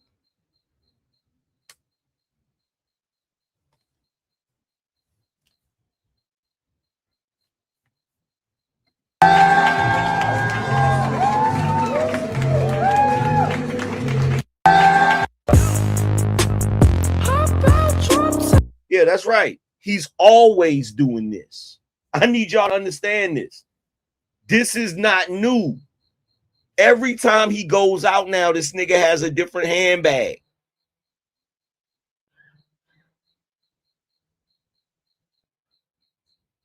This dude is like a woman now. Every time he goes out, he has a bag.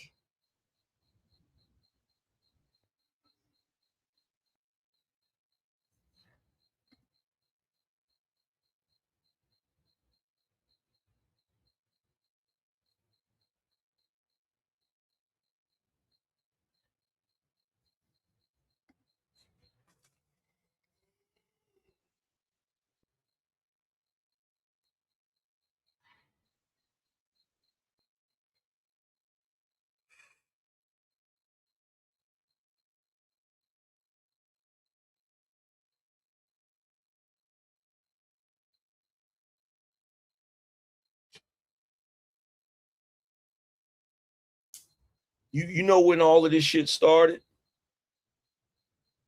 You know when all of this shit started?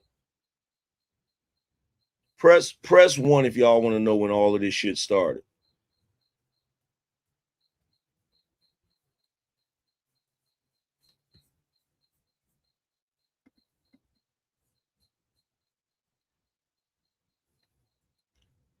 All of this shit started. Do you remember back in the day, there was a rap group called the Cool Kids? Y'all remember them?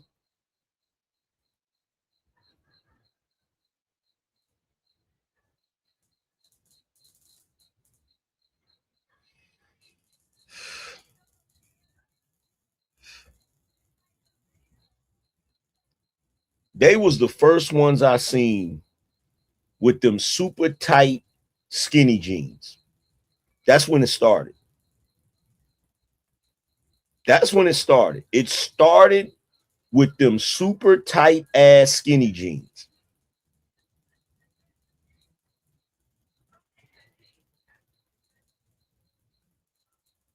Once black men stop wearing the baggy clothes, like the baggy jeans with the polo shirts and the t-shirts and the Avrex jackets and the fitted hats. Once we stopped doing that, I knew it was over. I knew it was over. When I started seeing dudes wearing jeans tighter than the jeans women wear, I knew it was over.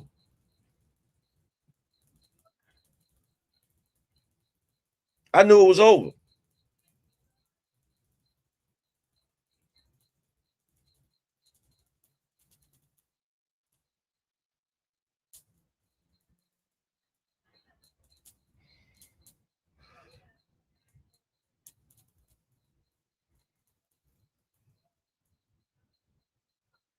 And you know what? Here's the thing. I've fought this shit every step of the way. I've talked shit about this every step of the way. Every step of the way. Like, I'll give you a prime example, right? Because niggas always come at me with the, oh, you don't never wear no suits. Guess what? You niggas don't really wear no suits.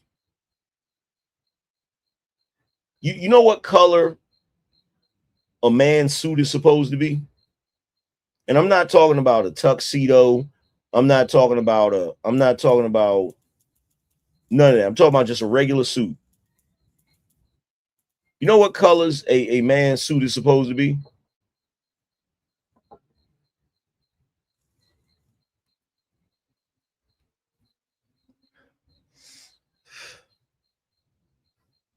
A man's suit is supposed to be conservative colors.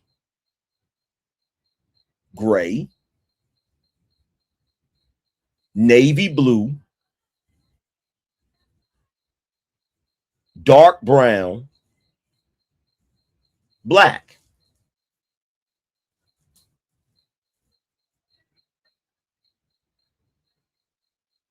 Now, there's tuxedos that are white. There's tuxedos that are black, all of that. But guess what? You're not supposed to be wearing no suit that's a pastel color. As a grown-ass man, you're not supposed to be wearing no suit that's a pastel color. So you're not supposed to be wearing no suit that's this color, right?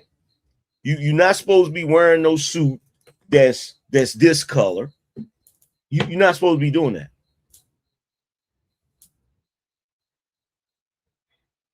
You're not supposed to be doing that.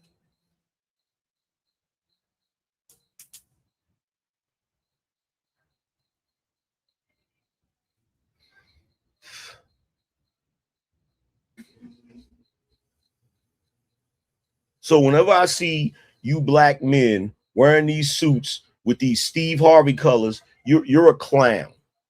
You can get mad at me if you want, but you're a clown. Period. You dudes have gotten to the point where you pride yourself in being feminine and trying to pawn it off as masculinity. If you have on a suit that is pink or salmon, in fact, if you have on a suit that you have to describe, if the color of your suit comes from the super big crayon box where you have more than just the primary colors, a suit is supposed to be a primary color. And even with the primary colors, it's certain colors you stay away from. If you wearing a suit that is taupe, salmon, violet, you're being feminine. You're not being masculine. You're not being masculine. Because here's the reality. This is the reality of this. The reality is A man is not supposed to get more attention visually than his woman.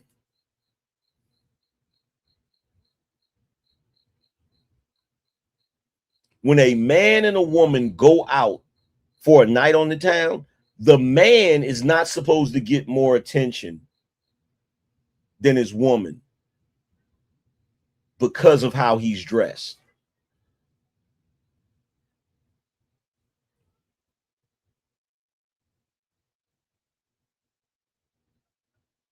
That's a reality. And any man that is seeking that type of attention, you need to look at with the side eye.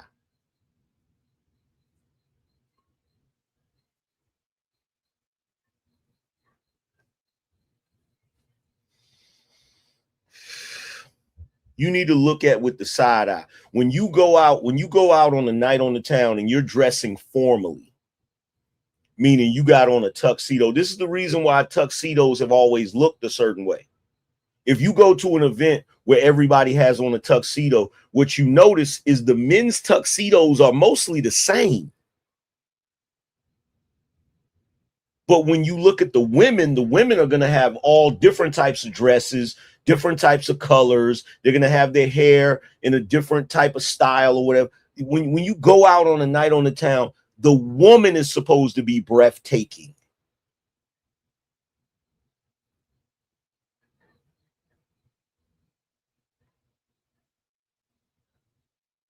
The woman is supposed to be arm candy, not the man. Not the man.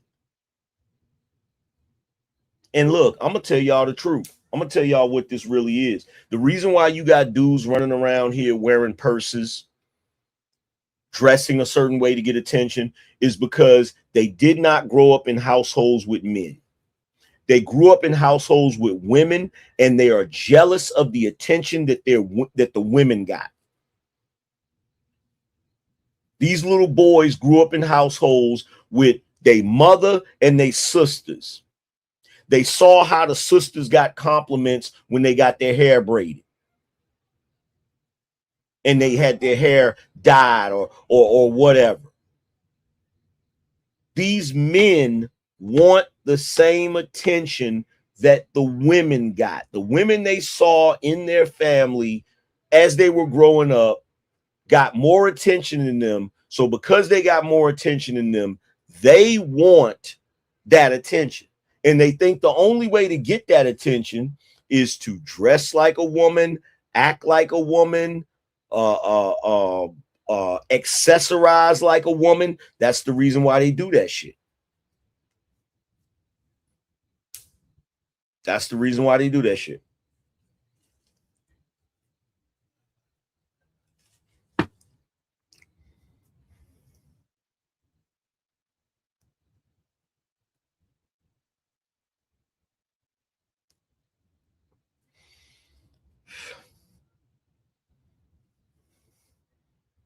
Because here's the thing. Look, y'all look at me. I come on camera. A lot of times I got on a hoodie.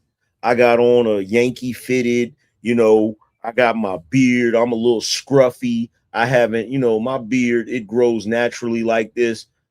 Every once in a while, I'll shave right here. I'll line it up a little bit. But I don't do it every day. I don't line it up every day. I don't line it up every day because here's the reality. I'm not supposed to be prettier than my wife.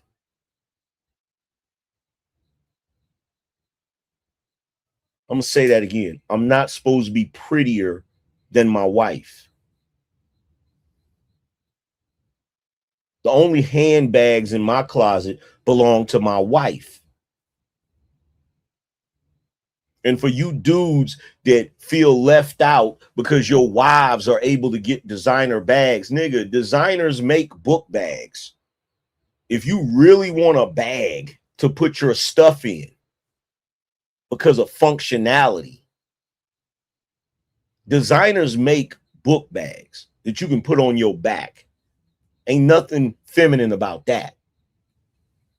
But when you want to get a crossbody bag and a purse and shit like that, bro, you you stepping over the line. You stepping over the line. You're going from being a masculine man to wanting to be a bad bitch.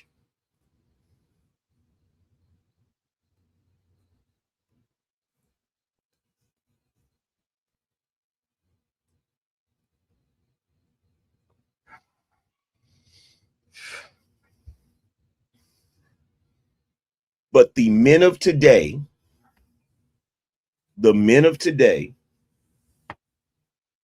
are weak. And the reason why I say the men of today are weak is because there aren't enough men condemning this shit. There aren't enough men condemning this type of shit that ASAP Rocky is doing. There aren't enough men condemning this. This Negro should be the laughing stock of the culture. He should be the laughing stock of the culture. This is a joke right here. He's a joke. But I knew what time it was when, let me tell you something. When I seen Pharrell,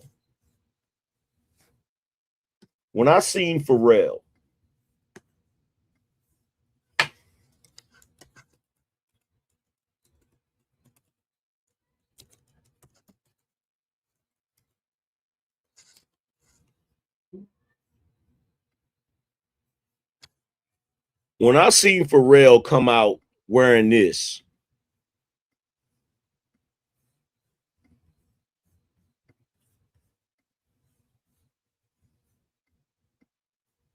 when I seen Pharrell come out wearing this hat and the culture didn't clown the shit out of him, I knew we was in trouble.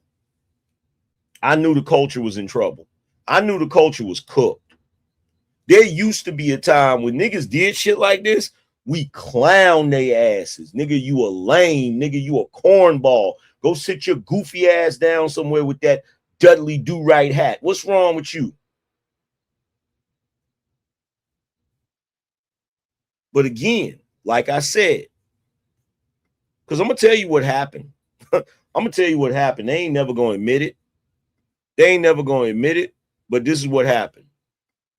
What happened is the music industry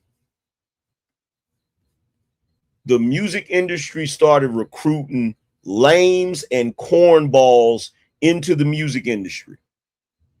And a lot of the goofy shit they're doing is not organic from our culture. It's not stuff that we was like, it's not stuff that we was like, yo, this is cool. We at some point when hip hop first started, right? The hell?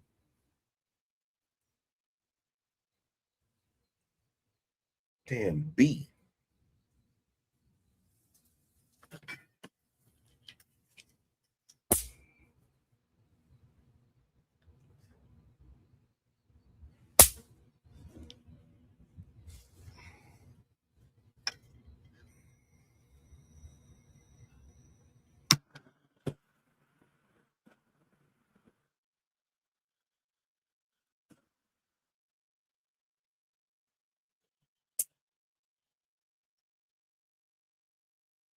Bring your ass back around here again. I'm gonna light you up.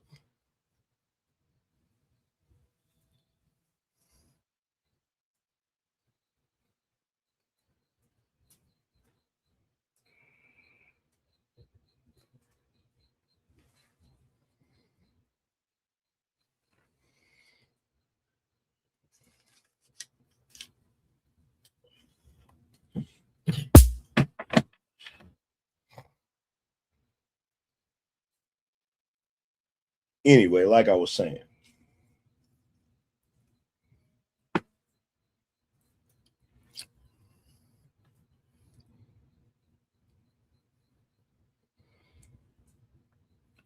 at one point, like when hip hop first started, right? When it first started, or better yet, not when it first started, I say, remember the Run DMC era, not the Houdini era. because the Houdini era, that was niggas trying to mimic the freaking Village People in the 70s and all of the wild and crazy shit from the 70s, right?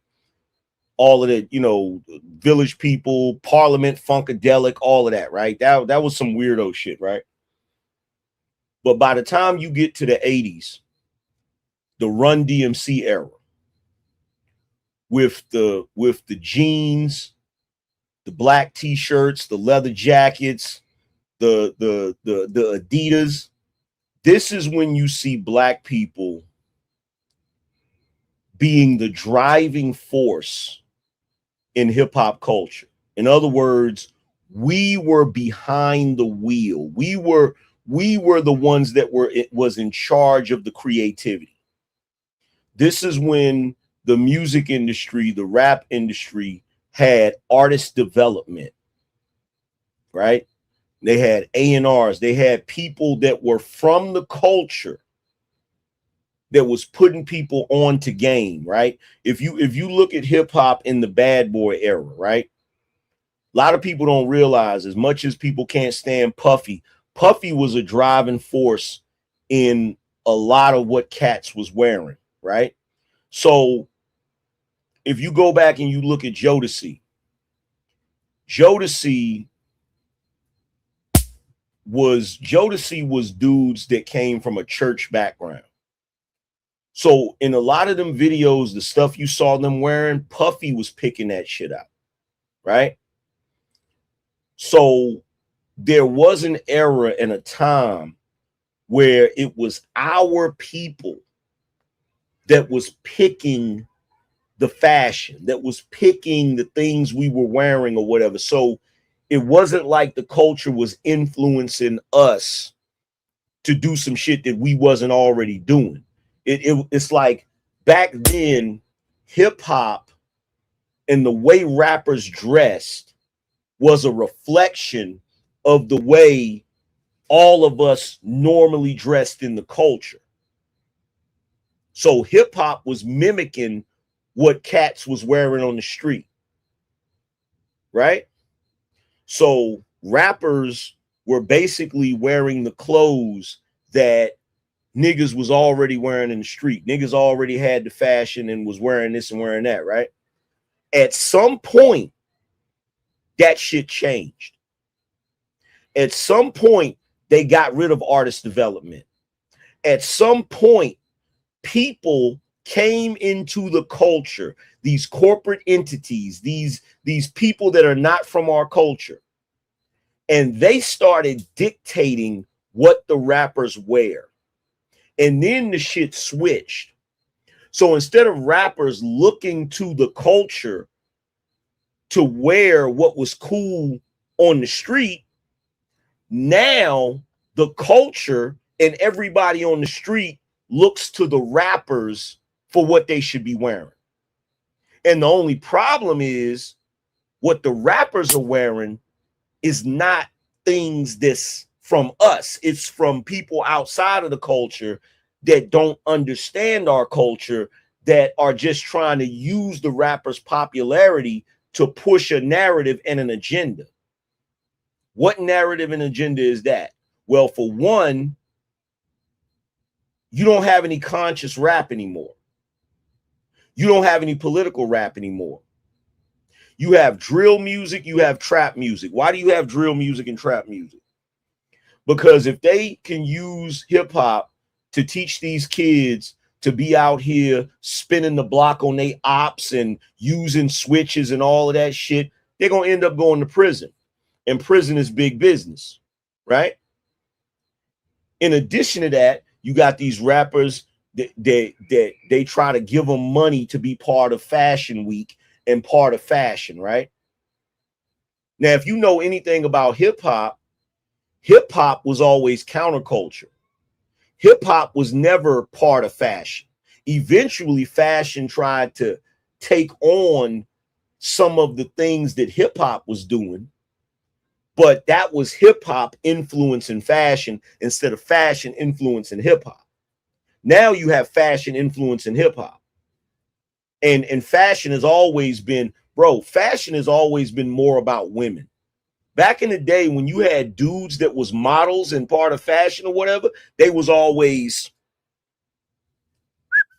you feel me? So hip hop at one point was extremely masculine. So hip hop wasn't part of that whole fashion scene. You feel me? But now, these damn bugs. But now it's all messed up now.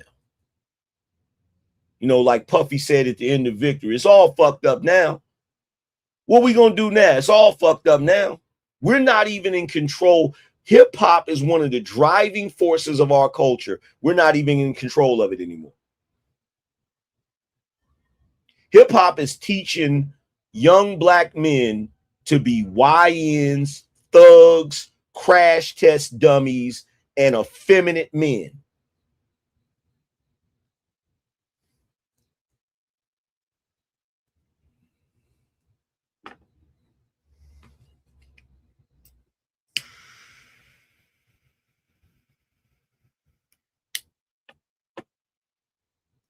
Because I want you to think about this.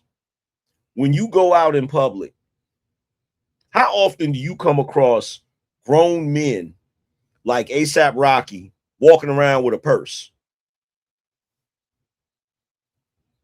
How often do you come across that?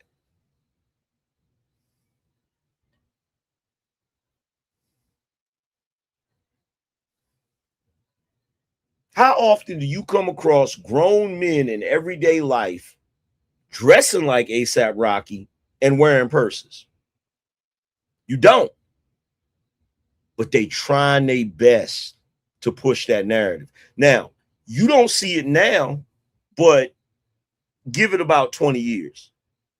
Give it about 10 or 20 years.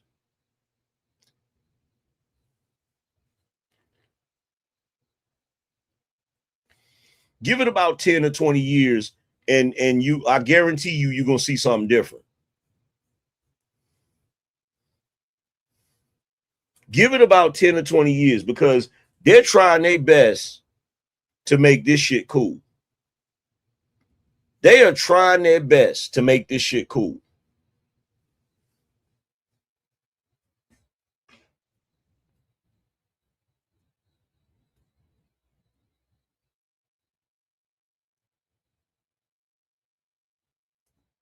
You said Prince was the only one. Now it's peppered all through. You want to know what's crazy? Because every once in a while somebody will bring up Prince, right?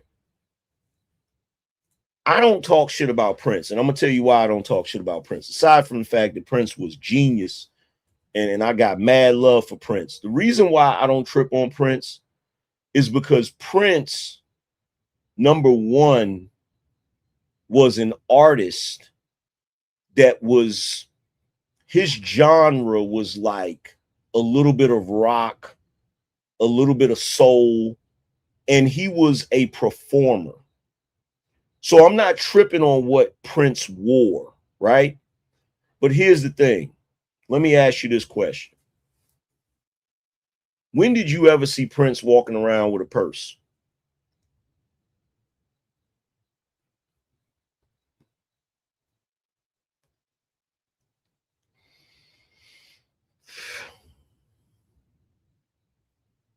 When have you ever seen Prince walking around with a purse?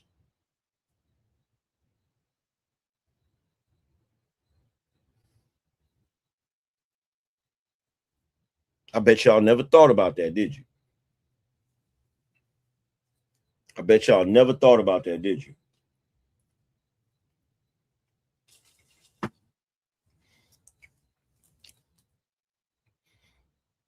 And see, here's the thing about Prince. Prince was never trying to convince everybody else to dress like him. That's not, when you look at Prince, right? Prince's biggest influence was his music.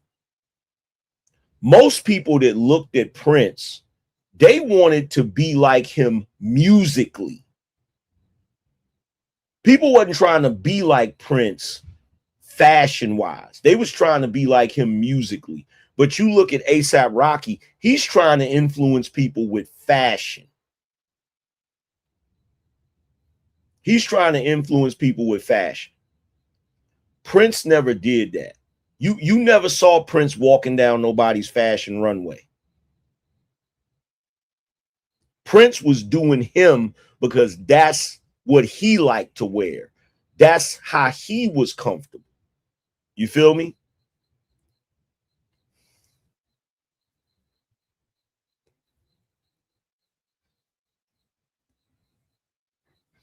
Prince's aesthetic was not the biggest part of him. The way Prince wore his hair, the way Prince dressed, that was not the biggest part of him. You feel me? But you got to understand, during that era, all of them had their own unique dressing style. It's the same thing with Michael Jackson. Look at the stuff Michael Jackson wore. They wore that type of stuff because they were entertainers. You feel what I'm saying? They wore that type of stuff because they were entertainers. They didn't. Michael Jackson, outside of the Beat It jacket, outside of that red jacket with the zippers, Michael Jackson, the stuff he wore that looked like military uniforms, that had all kinds of like glitter on it and shit like that, they wasn't selling that shit in the damn store. That was uniquely his. You feel me? When Prince did that performance and he had on them jeans that had his butt cheeks out, they wasn't out there selling jeans with the booty cheeks out. But here's the biggest thing. Here's the biggest thing. During that era,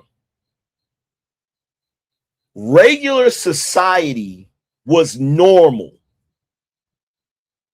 We had enough intelligence to understand that Michael Jackson is dressed like that because he's Michael Jackson. Prince is dressed like that because he's Prince. We didn't go out in the world and try to dress like Michael Jackson or Prince because we had some fucking sense.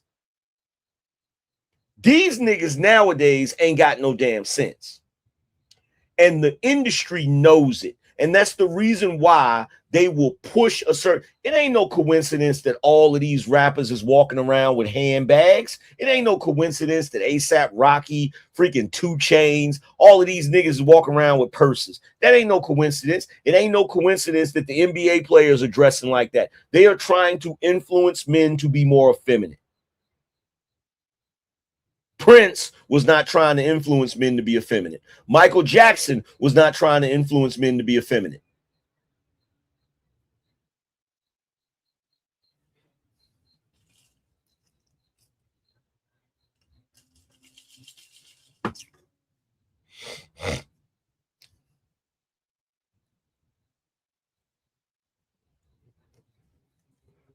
That's why when you women,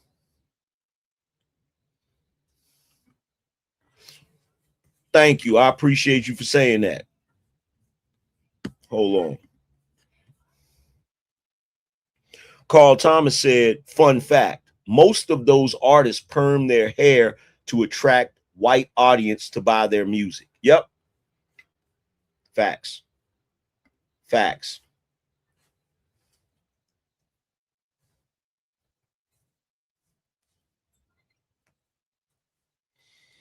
So to the women, if you're wondering why it's so hard for you to find a regular man, a regular type man, if you're wondering,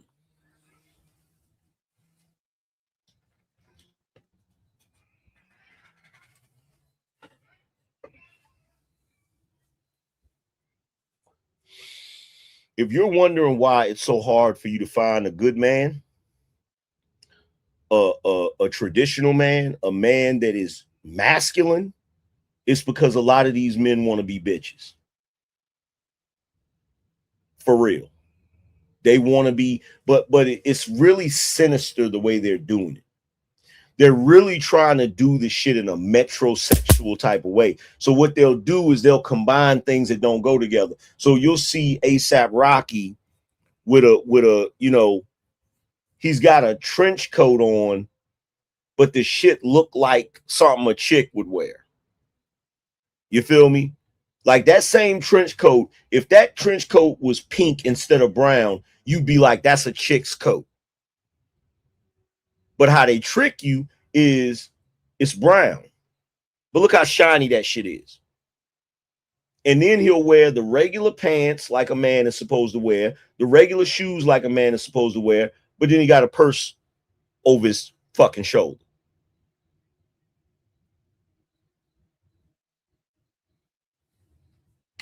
He ain't got a purse over his shoulder. And in them earrings he got on, I bet you any amount of money those are women earrings. Like this nigga's dressed like somebody auntie, minus the pants and the shoes. That nigga's dressed like somebody's auntie.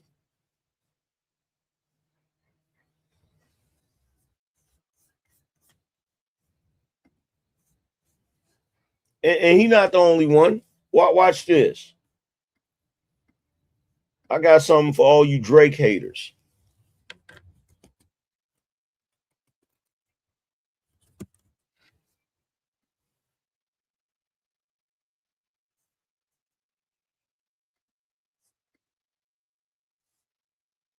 I got something for all you Drake haters. Ain't that your man, Pusha T?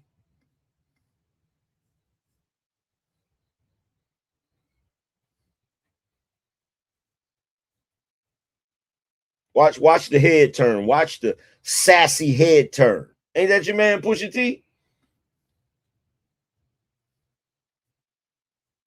Strong J. Ain't this the I used to push mad weight. I'm a hustler, I'm a dealer. Ain't that who he is? Now here's the funny thing. Y'all running around here saying Drake ain't part of the culture. Let me ask you, brothers. Let me ask all of the black folk in the culture. When did this bullshit become part of our culture? When did this super sassy, effeminate punk shit become part of our culture? When? When did it happen? Somebody tell me, when did this become part of our culture? He's in the lights, you know, everybody say Paris most romantic city in the Ooh, can I say something? I don't know if it's the Parisian lights, you know, everybody say Paris most romantic city in the world. I don't know if it's the custom LB. I don't know if it's, you know, a black man wearing white. It's just, that's why black people love an all white party, because it just looks so chef's kiss on our skin. Yeah. See her giving them props? And let me tell you something. These women, there are women out here that will give men props that's doing this shit because they love to see you effeminate and broken. They love to see you weak. Pusha T. Hey. All jokes aside, this is the best I've ever seen Pusha T look. Look at this shit. Look at this shit. That's supposed to be fashion, y'all. That's supposed to be fashion, y'all. This is fashion, y'all.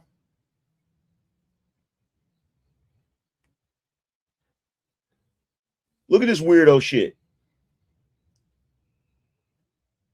And you got people sitting there clapping for this goofy ass shit. People are literally sitting there clapping for this old fucked up ass goofy shit.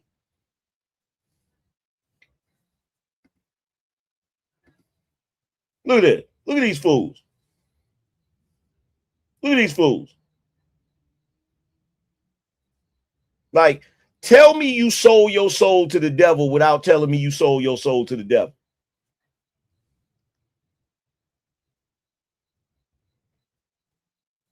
This ain't no grown man shit. I don't care what you say. I don't care what you say. This ain't no grown man shit. This is some weirdo shit. When I see stuff like this, it make me wonder, What did y'all do after that fashion show? Did you go to a party? What was going on at that party? I could only imagine.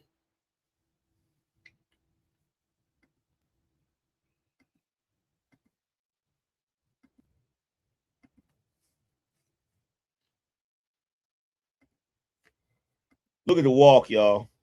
Look at the sassy walk, y'all. Look at the sassy walk, y'all. Look at this. He's literally walking like. Look at the walk.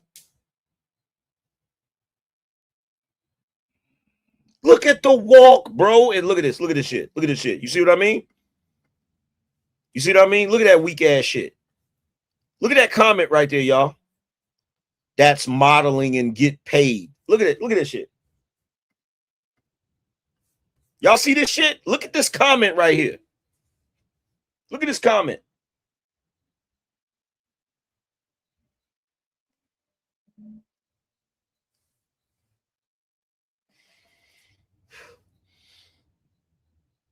Look at that comment.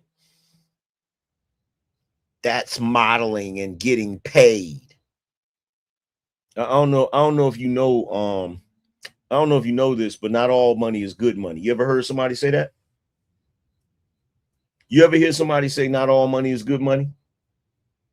Press a 1 if y'all ever heard that. Press a 1 if y'all have ever heard not all money is good money.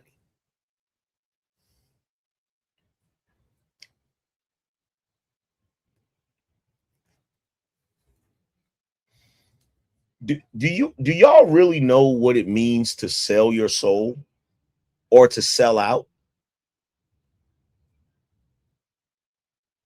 Do y'all really know what that means? Let me explain something to you, right? Let's say, for argument's sake, that you're a street dude from Virginia that portrayed yourself as a hustler and a real nigga, right? And then all of a sudden, you're sashaying up and down a runway model for Louis Vuitton with a sassy look on your face because they giving you a paycheck. That's literally the definition of selling out. Y'all do know that, right? That is literally the definition of selling out or selling your soul. That's literally the definition.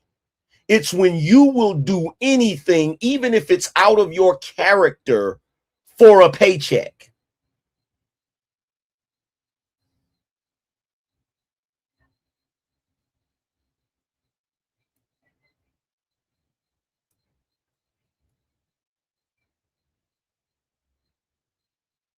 That's literally what that is.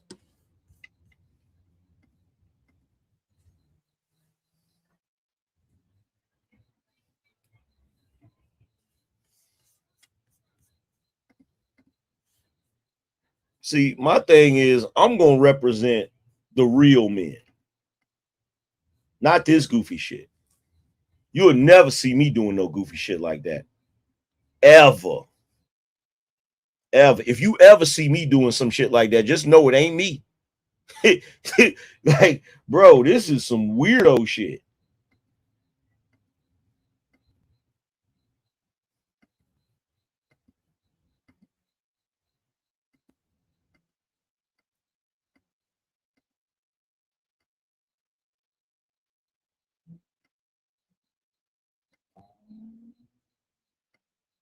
Look at this. Why he ain't wearing that shit right there? Why he ain't wearing that shit right there?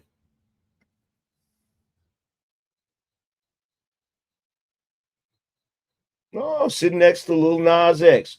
What a surprise. What a surprise.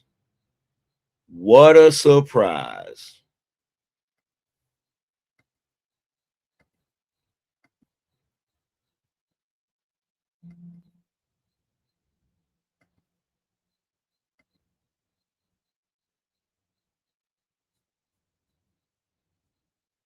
You gotta dress like this. They look like the. I can't, man. I can't, man. You're not going to tell me just because you get money, you got to dress like this.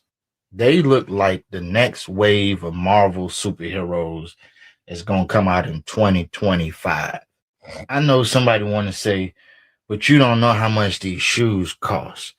You don't know how much these pants cost. I don't care how much they cost. I'm not wearing them.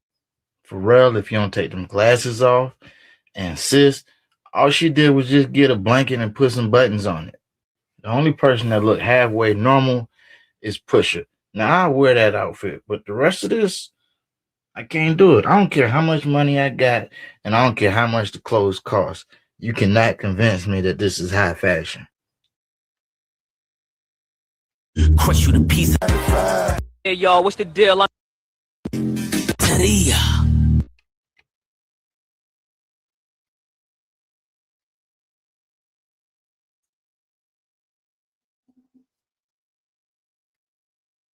There you go in the dress. And you know what? I'm willing to bet you it's some freaking white executive somewhere laughing his ass off. Look at what we can get these niggas to wear. If you know let me tell you something. If you know the history of slavery, you will know why this is problematic. If you know the history of slavery, if you know the ins and outs of slavery, the way black men were done during slavery, if you really knew what buck breaking was, you would know why this is problematic.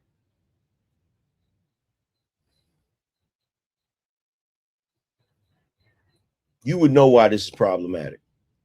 A black man walking up and down a runway aisle in feminine clothes or wearing a dress,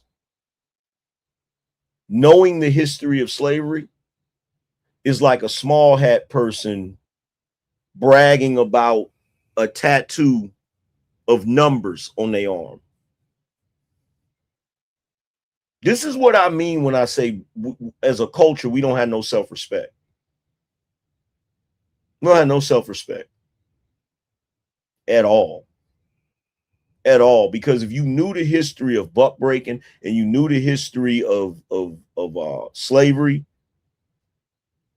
it would be an insult to even suggest to a black man to wear a dress or do anything feminine.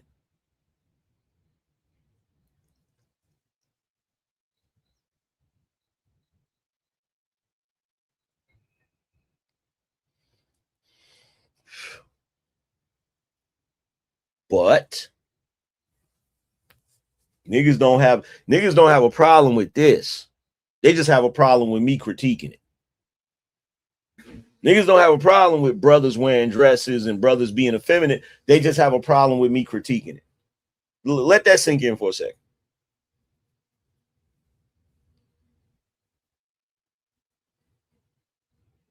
Let that sink in for a second. Just mull that over in your mind.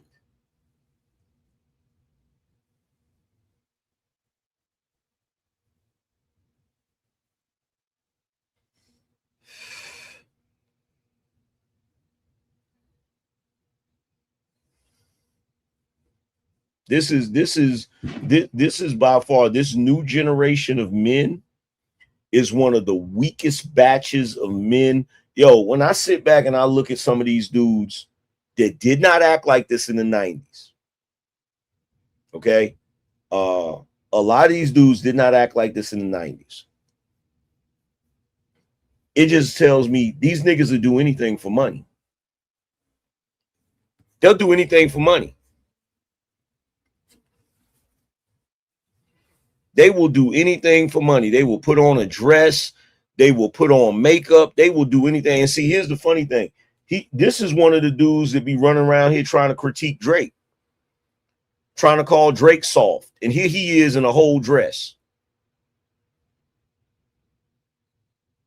Here he is in a whole dress. And you want to know what's funny? He wore that dress, that same dress like that. ASAP Rocky wore one. Kanye wore one. Tay Diggs wore one. They really thought that shit was gonna catch on. And it never did. And it never did. They thought it was going to catch on. And it never did. And now they just look crazy. Now they just look goofy as hell.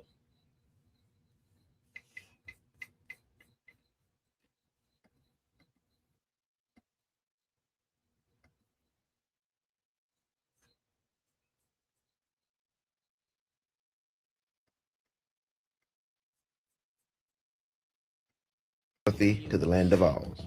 Ugh, we represent the Lollipop Guild. The Lollipop Guild. Ugh. Pusha T went to the same school as Wednesday Addams. Who knew? Pusha T got on the Forrest Gump 12s minus the shackles. And I don't care if it's $4,000. It costs more than a month of my salary.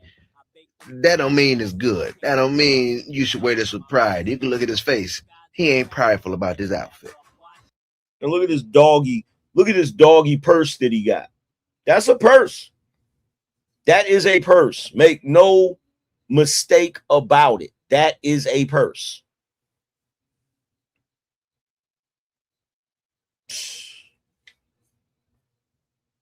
LV.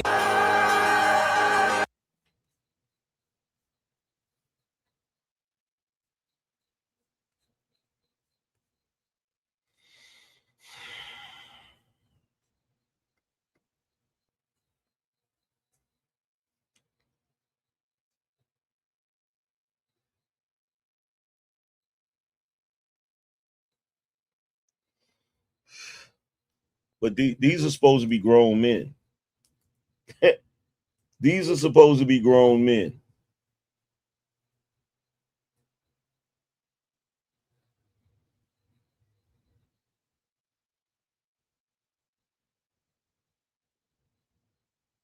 These are supposed to be grown men.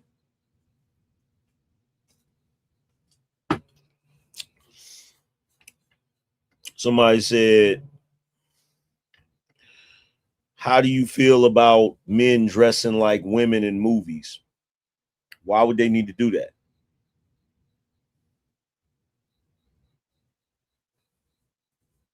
Do you realize back in the day, a very long time ago, right?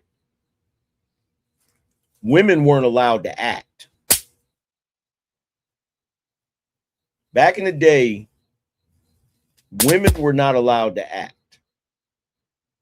So back in the day, the actors would all be male. So men would play the women parts and the man parts. No pun intended. So men would dress up like women. And I'm not talking about in the era of motion pictures. I'm talking about back in the days, way back in the day when they used to do plays and stuff like that. You feel me? Back in the Shakespearean days. There was a time where women didn't act. They would have men play those parts, right? But in this day and age, women act. So why would you ever need a man to dress up like a woman? Why not just give a woman that part?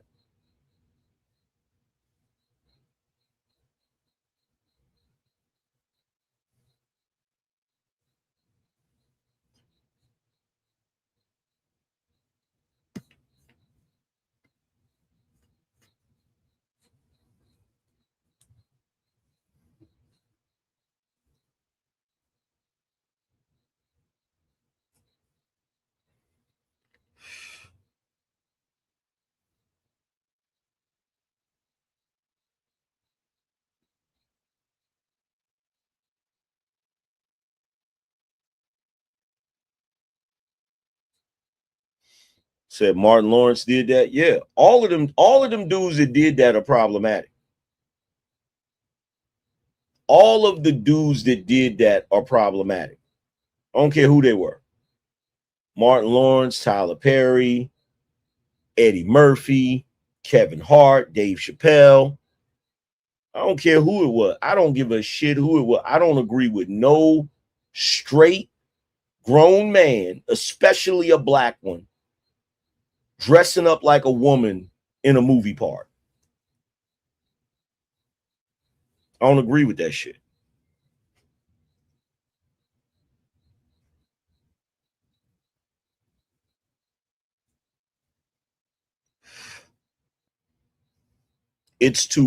It's the purpose of it. And look, this is what people will say, because you have everybody having these arguments online, right? So when it comes to the comedians, I think I just saw Mojo Brooks was doing a interview on Club Shay Shay, and it was talking about, you know, Shannon Sharp asked him about men wearing the dresses, right? And I think Marlon Wayans had this same conversation too. And they try to say, well, it's not really fair that we get judged like that as black men, because when white men do it, nobody cares. I don't understand why black men don't get this. Tom Hanks can do that shit. Tom Hanks can dress up like a woman. Okay. What's my man's name? Robin Williams can dress up like a woman. They can do that shit all day long. Okay. The reason why it's different when you do that as a black man is because white men do not live in American society. White men are not forced to downplay their masculinity. Okay. If a white guy is out here in America and he wants to be as masculine as he possibly can, he's not viewed as being a threat to everybody. In America, white men's masculinity was never under attack. It may be under attack today, but it was never under attack. A black man's masculinity has always been problematic. Black men from slavery all the way up to now have always had to downplay their masculinity. They've always had to tone themselves down so that they don't appear to be a threat. So when you are in that circumstance, you are playing yourself when you dress up like a woman, because you're already the black American male is the only man on the planet who is constantly emasculated. So if you're in a situation where your particular group of men are constantly being emasculated, why would you willingly volunteer to be emasculated?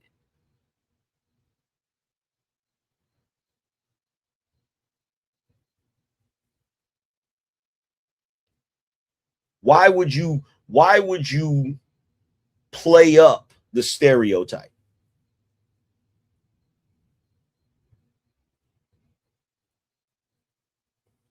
That's like a white guy. That's like if a white guy today is just a regular, average, everyday white guy. He's not racist. In fact, he hates racist. But every single time they cast him in a movie, they want him to play a slave master. He should feel insulted about that.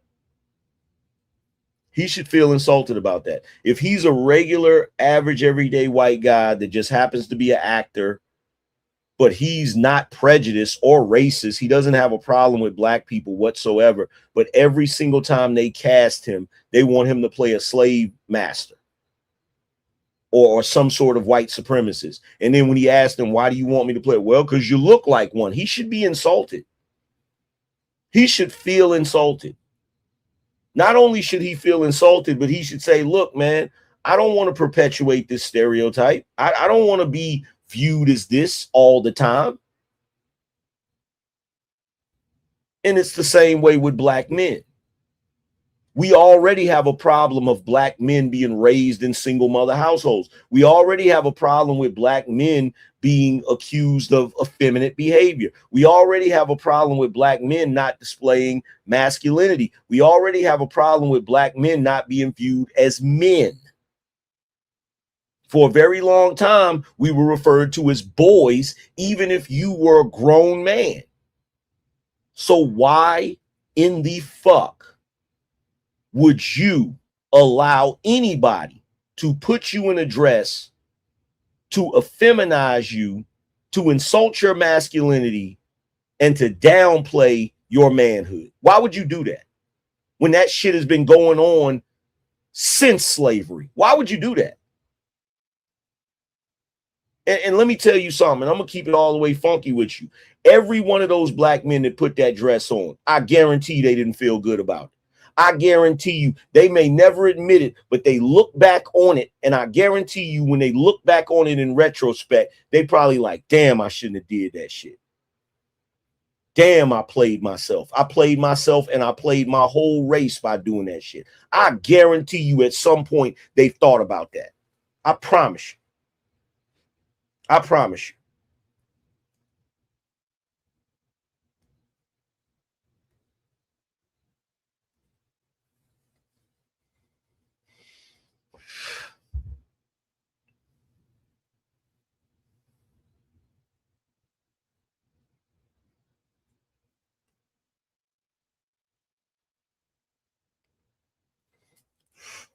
The reality is this: Tom Hanks, Robin Williams, any of these white guys, they can play a role where they're dressing up like a woman.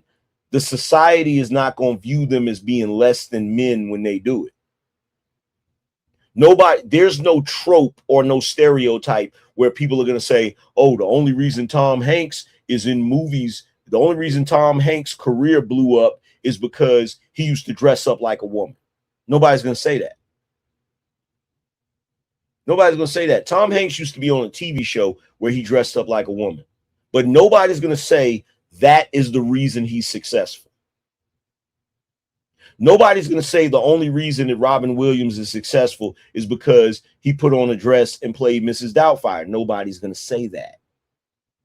But guess what?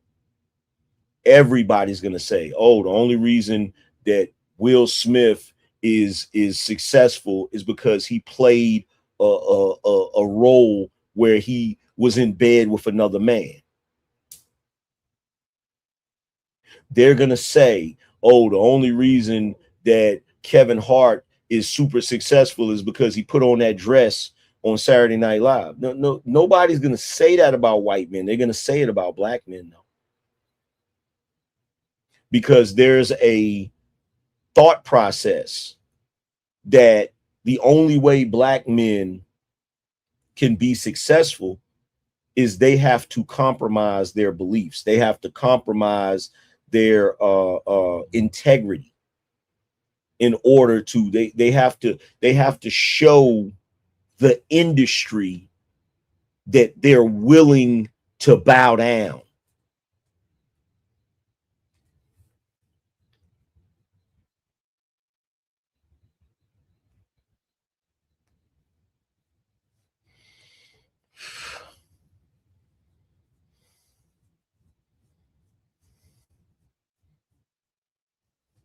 That's why it's problematic. That's why it's problematic. It's problematic for a black man to be doing anything that is not conducive to masculinity. You feel me? Because if you really want to be honest, if you really want to be honest, the only thing black men should be doing nowadays, black men should be doing everything in their power not to be a stereotype. Black men should be making sure they don't got a bunch of baby mamas. They should be making sure they don't got a bunch of kids out of wedlock. They should be making sure that they not committing crimes and going to jail.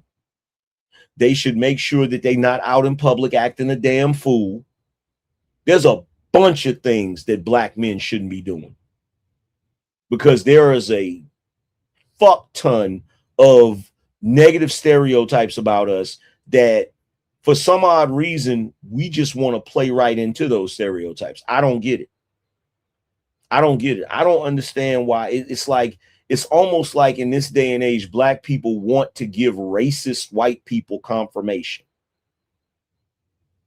Because I can tell you right now, look, I can tell you right now, there's a lot of stuff black people are doing today. I know that somewhere there's a racist white guy looking at them do that shit and saying, yep, looks about right. And guess what? I can't even be mad at him. I can't even be mad at the racist guy. I can't even be mad at him. Because you're doing the thing that they used to say y'all were doing. Only difference is back then it was a lie. Today is true. Today is true.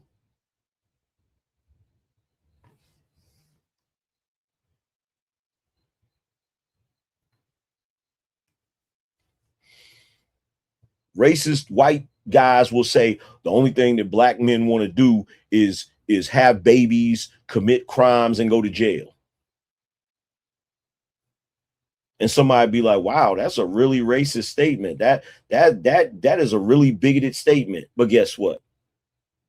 Guess what black men be priding themselves on doing nowadays? Having babies, committing crimes, and going to jail. Y'all got mad at Gucci for that Pooh Shiesty situation and was giving Pooh Shiesty props. Y'all throwing baby showers for single mothers for out of wedlock births. You're celebrating it. You're celebrating it. You consider a black man to be more real if he does a prison bid than a black man that doesn't do a prison bid.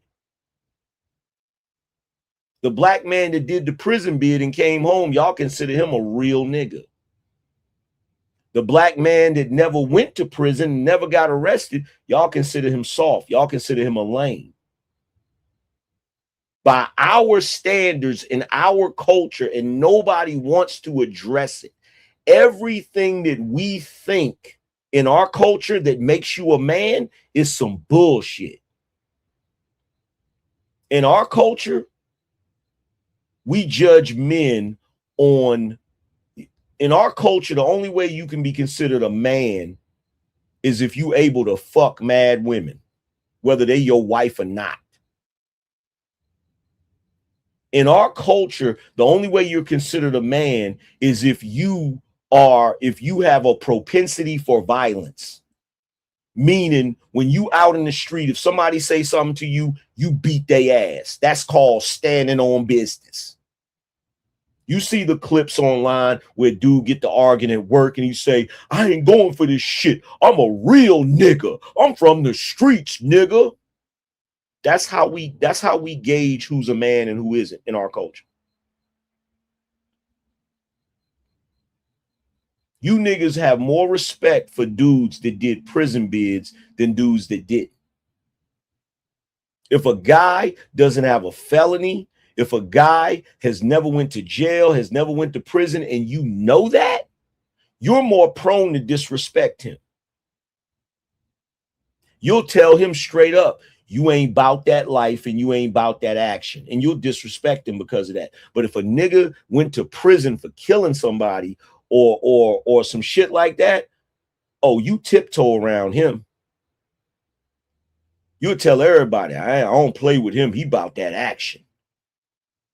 He willing to die about his. He stand on business. Everything that we in our culture think makes you a man is some negative, self-destructive shit. We don't look at the man who works a job, takes care of his family, is married before he has children. Once he has children, he planned to have those children and he puts them through a good school, puts them through college, pays his bills on time, set up in a state so his family will have something when he leaves, doesn't get arrested, doesn't commit crimes, is a regular, upstanding citizen. We do not view that as being a man in our culture. We view that as being a lame. We view that as being a cornball. We view that as being a simp. We view that as being a sucker. Let's just keep it fucking real. And this is the conversation that nobody in the black community wants to have. It's like the thing that we know is going on. It's like that uncle that's touching the kids. We know it's going on, but we don't want to acknowledge it because of how bad it's going to make us look. And that's the main reason why when I get up here talking like this, it's always some nigga coming over here telling me I'm wrong for talking about this shit. Because it's like the creepy uncle that touches the kids. Y'all don't want to talk about it, much less fix it. You would rather pretend like it's not going on so you can keep up the facade. Go ahead and tell me I'm wrong.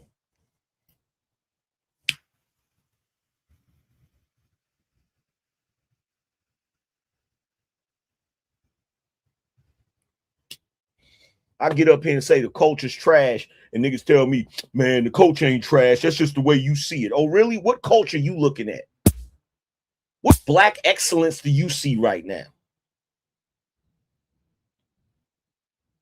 What black excellence do you see right now?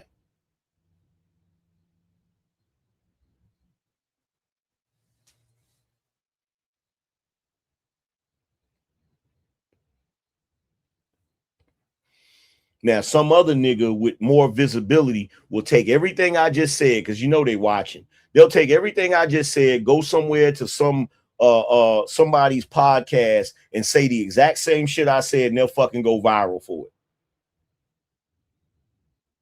it. Yeah, man, he telling the truth. He's speaking that real. Charleston White repeat this same shit that I'm saying. He not only is he gonna go viral for it, but mad niggas is gonna give him props and call him a damn genius. Our culture is screwed up, bro. Our culture is screwed up. And the reason why Charleston White will get more visibility is in order for Charleston White to give you that 5-minute speech of raw truth and intelligence, he got to act a whole monkey for a month.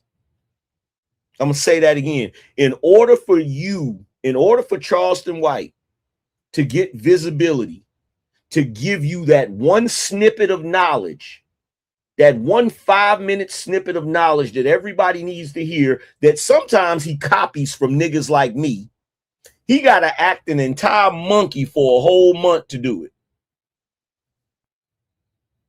And you gonna tell me ain't nothing wrong with the culture? Malcolm X didn't have to act a monkey for y'all to listen to him. Martin Luther King Jr. didn't have to act a monkey for y'all to listen to him. Okay, I could go down the list of black men that did not have to show out and act a damn fool for y'all to listen to him. But in this day and age, the only way you can get visibility is you got to act a damn fool just to get the eyeballs on you so that you can say some prolific shit. And that's the reason why I don't have the popularity of a Charleston White, because I'm not going to act a monkey for y'all. It ain't going to happen. If you ain't willing to listen to my damn knowledge without me acting a damn fool, then you just ain't going to hear it.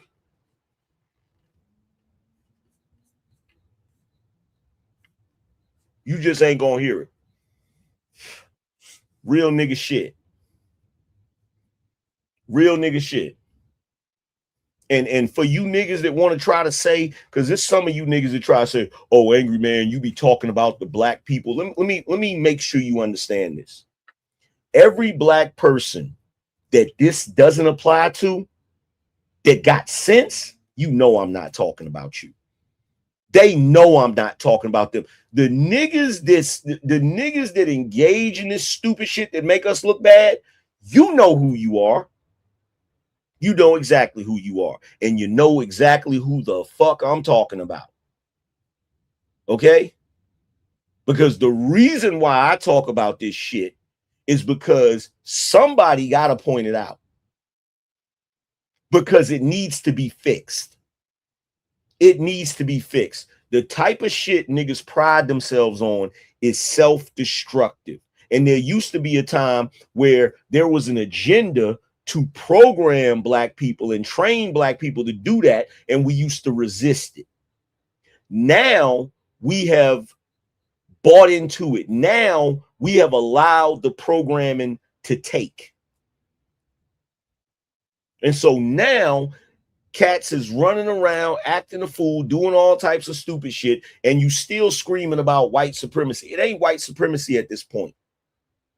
It ain't. It ain't. The shit is on autopilot now. The shit is on autopilot now. In fact, if there were any white people that created or set that shit in motion, the shit has been on autopilot for so damn long, they in the back of the plane sleep. And that's the irony of the shit. The irony of it is this shit has been on autopilot for so long, all black people would have to do right now is reject it and you will be straight. That's all you would have to do. That's all you would have to do, because the white folks, the racist white folks that set this shit in motion, they died off a couple generations ago.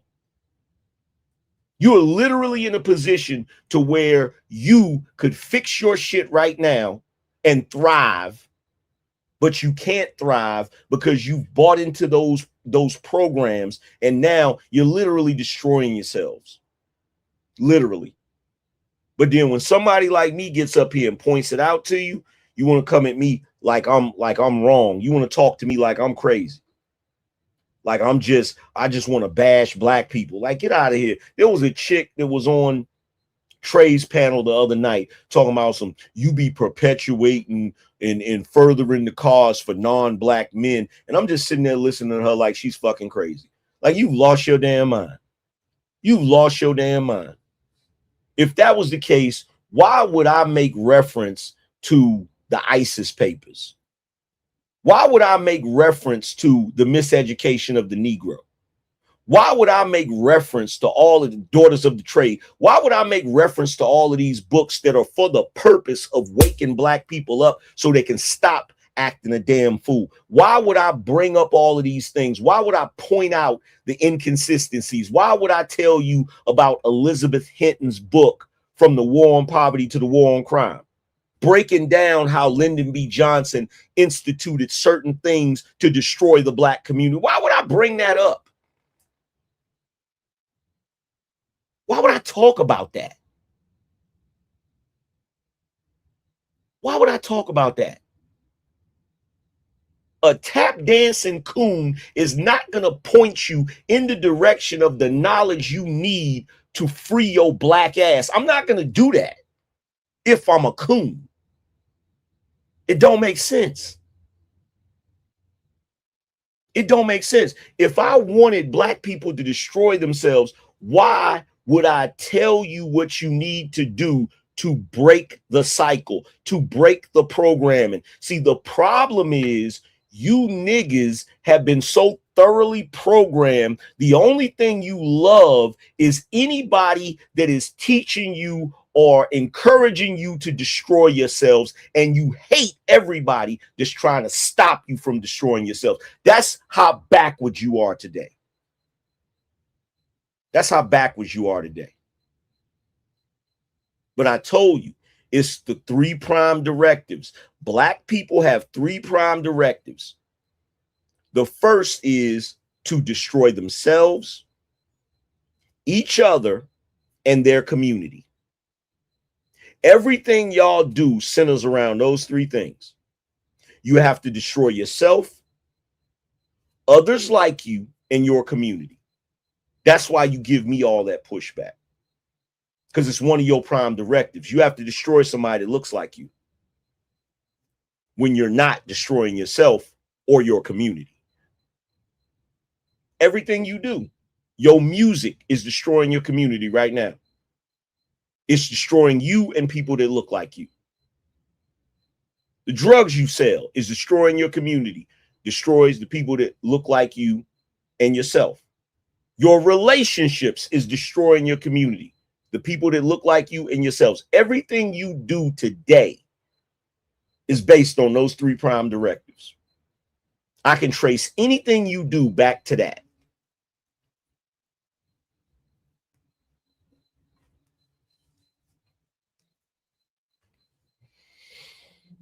I don't care what it is. I don't care what it is. Doesn't matter what it is. Everything you do, you don't do anything that is for the betterment of yourself, others like you, and your own people, and your community. Nothing that you do is for the betterment of yourself, others like you, and your community.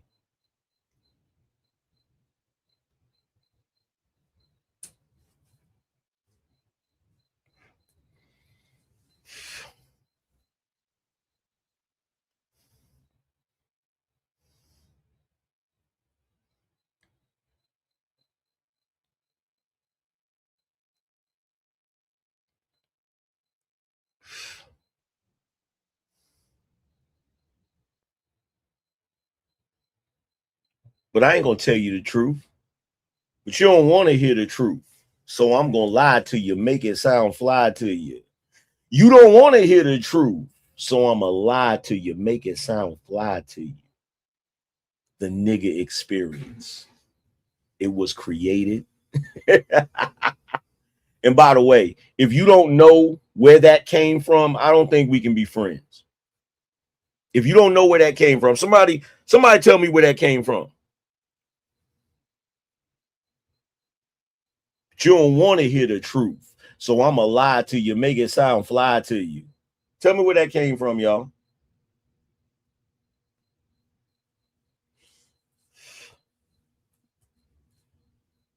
See that? See that? Everybody that said Goody Mob, we can be friends.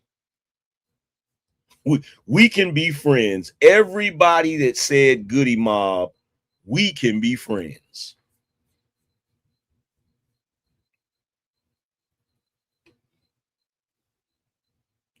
Ha ha. Ha ha ha. I thought you said you was the G-O-D. Sound like another nigga to me. I thought you said you was the G-O-D. Sound like another nigga to me. What a nigga do, what a nigga does, and a nigga is what a nigga was.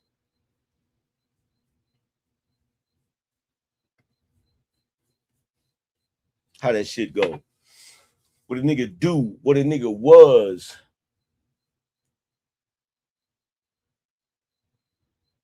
He said a nigga done read history, but yet his eyes couldn't see. The only reason you're a nigga because somebody else wants you to be.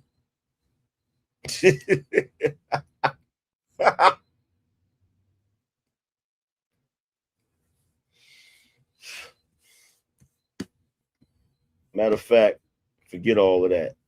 I don't care. I will play it.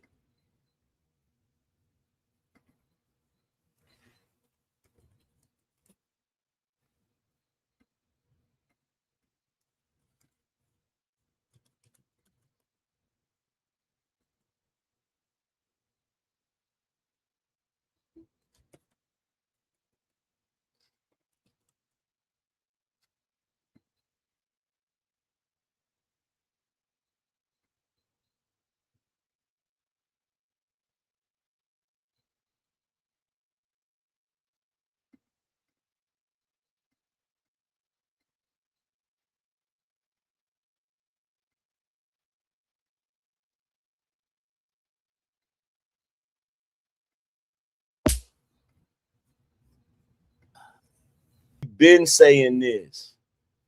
He said, I'm sick of glorifying dying. See, that's the type of shit we grew up on. That's the type of shit we grew up on. And I'm sorry. When you grow up listening to shit like that, you grow up with old heads around you, dropping knowledge on you, pointing you to certain books to read. You cannot come from that era and that knowledge and see the way black people are acting today and just be like, It's cool. It'll be all right. It's not. It's not. It's so far from all right. It's so far from all right. And a lot of it has to do with black men. A lot of it. I've said this numerous times. Are the women goofy? Absolutely. Are the women engaging in stupid shit? Absolutely. But it wouldn't matter if the women got straight tomorrow. If I was able to take the infinity gauntlet and snap my fingers to make women act right, if I could snap my fingers and make all black women act right tomorrow, it wouldn't matter because you niggas still ain't shit. I would have to do a second snap to make you men straight. Because what difference does it make if all of the black women all of a sudden become good black women again, when most of you dudes ain't even suitable to be in relationships with them?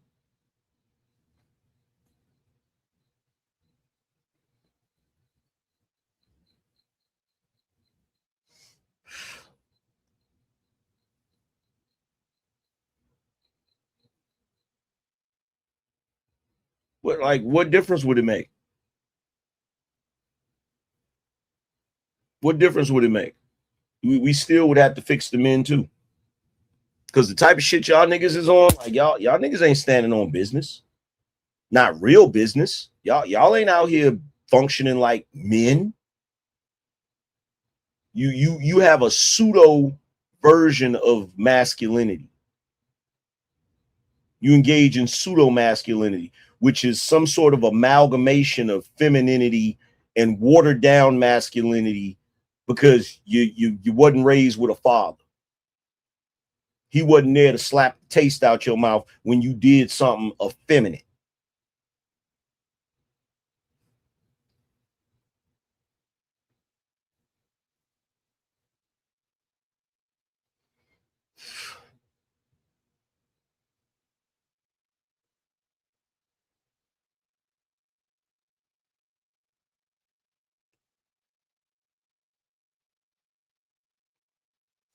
But I ain't gonna tell you the truth.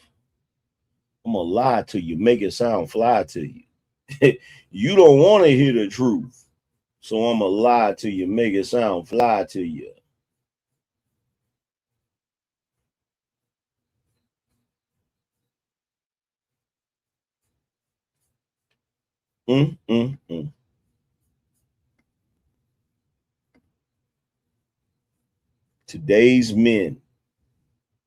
Today's men are weak. Today's men are weak. There's no way around it. No ifs, ands, and buts about it. Today's men are weak, and it is pathetic. It is pathetic. Because nowadays, you can't even pull men's coattail. You can't even say to them, hey, bro, that's not the way we rock. That's not the way we supposed to be moving as men. That's not the way we supposed to be functioning. You can't even say that to them. They get mad at you. Why I gotta listen to you? I ain't gotta listen to you. They have literally turned into the women that they complain about. You get the same pushback and the same illogical rationale from the men that you get from the women when you try to correct them. Y'all don't even realize that. For the men, your arguments are the same arguments that the women present. When you try to explain to the women why it's not conducive for them to be baby mamas, it's not conducive for them to be single mamas, it's not conducive for them to move this way or move that way. When you try to explain that to them, they give you the same reaction.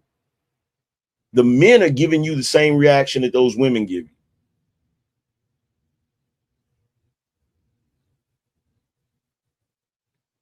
Why can't men correct other men in this day and age? Because a lot of the men are acting like women.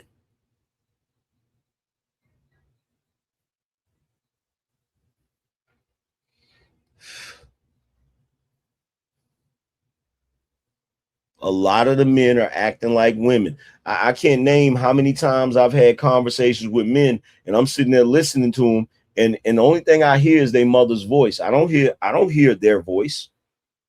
I hear their mother's voice. I hear the stupid shit their mama taught them. Not understanding that you're a man. You're not gonna look. I had to explain this to my sons. I told my sons, I said, look, let me explain something to you. You're not gonna be able to go through life talking like your mama, because the world is not gonna treat you the way it treated her. You a man. Women can run around here all day with their goofy ass theories and all of their bullshit.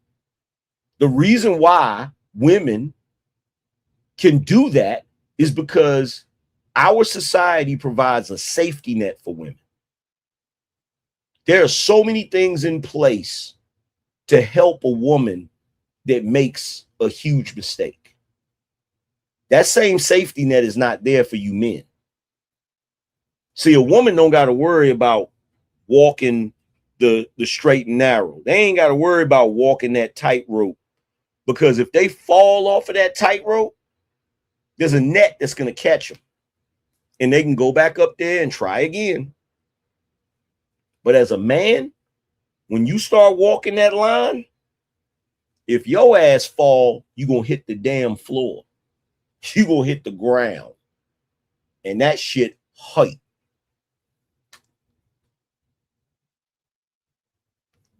Ain't no safety net for you. Ain't no safety net for you.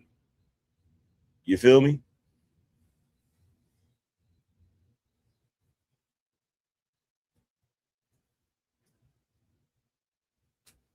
And some men have to learn that the hard way. You can't tell them because it doesn't sink into their brain. They don't understand that until they hit that floor, until they hit that ground.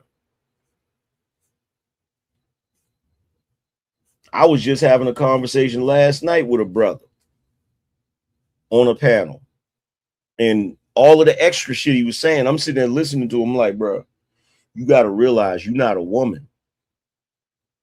Women get away with a lot of shit, but they get away with it because they women. Now, is it fair? Hell no. Life ain't fair. But you cannot base your moves off of shit not being fair. You feel me? In other words, you can't look. If I'm in a relationship with a woman and that woman is trying to be physically violent with me, I can't jump on that woman and beat her up and then argue to the cops and the judge that it's unfair that a woman can put her hands on me and I can't put my hands on her. It's not going to work. It's not going to work. And what I try to explain to men is whether shit is fair or not, you have to understand. You got to work with the tools you given, not the tools you wish you had. So if you're in a situation where, you know, you in a relationship with a woman and she want to get violent with you, you got to leave that woman. You got to get away from her. Because the only reason she's getting violent with you in the first place is because she know the cards are stacked in her favor. She's playing to her advantage. And if you get into a physical altercation with her, you're playing to your disadvantage. So who the hell do you think is going to win in that exchange? The person that's playing to their advantage or the person that's playing to their disadvantage? That's a no-win situation for you. So you have to separate yourself from that situation. You have to do what is best for you. You have to play to your advantages. You have to play to your advantages.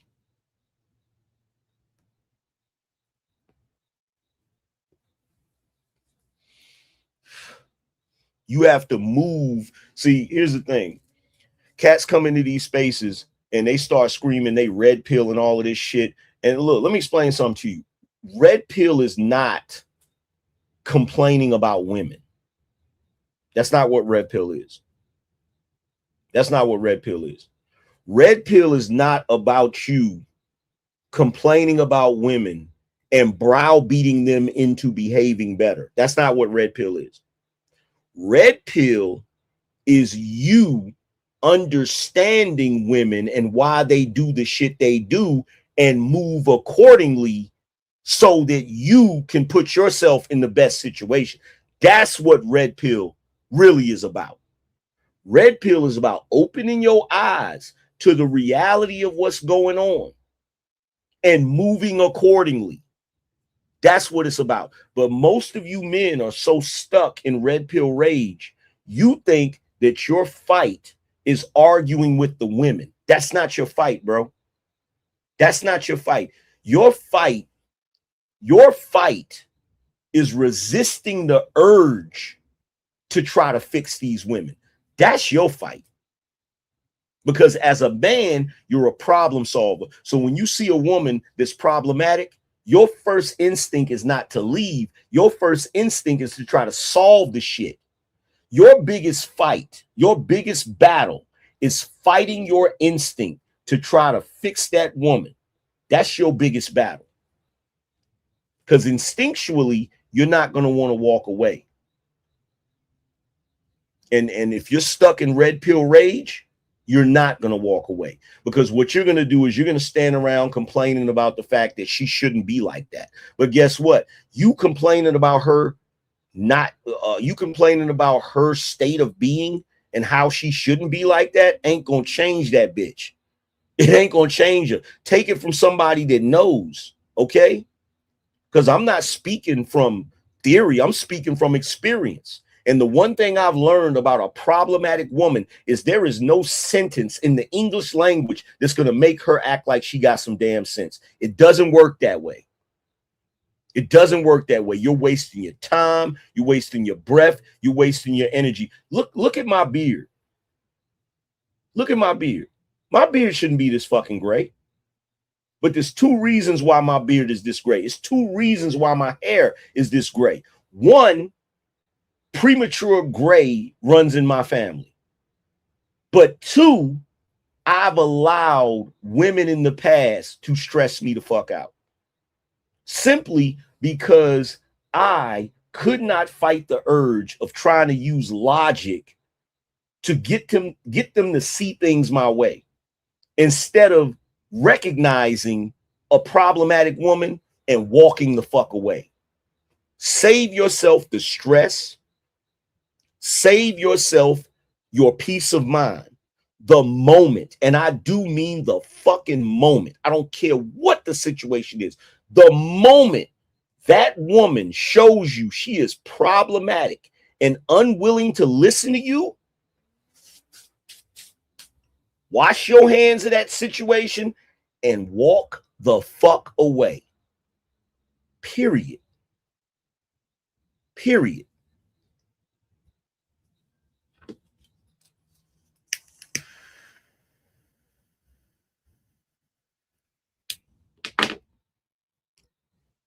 And I'm going to tell you how I know I did things incorrectly back in the day. Because I can look back on my past at the women I dealt with, and today, in the mind frame that I'm in today, I wouldn't give them the time of fucking day. I wouldn't give them the time of day. I wouldn't give them a conversation. You feel me? But a lot of you men, that's the biggest thing you got to learn. You got to learn how to fight your urges to try to fix her. You got to learn to ignore the bullshit that they say out of their mouth. Like, why you leaving? That's not what you supposed to do. We supposed to work on shit. Bro, you got to understand, some of these women are masochists. You feel me? Some of these women are masochists and sadists. In other words, they gluttons for punishment. They like arguing. They like bickering. They like the dopamine hit that comes from it. But what you don't realize is that when a man gets into an argument, his bodily reaction is different than when a woman gets into an argument. A woman is not as physical as a man. Whenever a man gets into an argument with anybody, whether it's man, woman, whatever, your body immediately starts going into fight or flight mode. your body starts producing more cortisol because it's preparing itself for a fight. The cortisol is filling up in your body to cushion the impact of punches and physical altercation. The problem is when a woman starts arguing with you and your body starts going into that mode and you don't get into a fight, it throws your body chemistry off. It stresses the body unnecessarily. You feel me?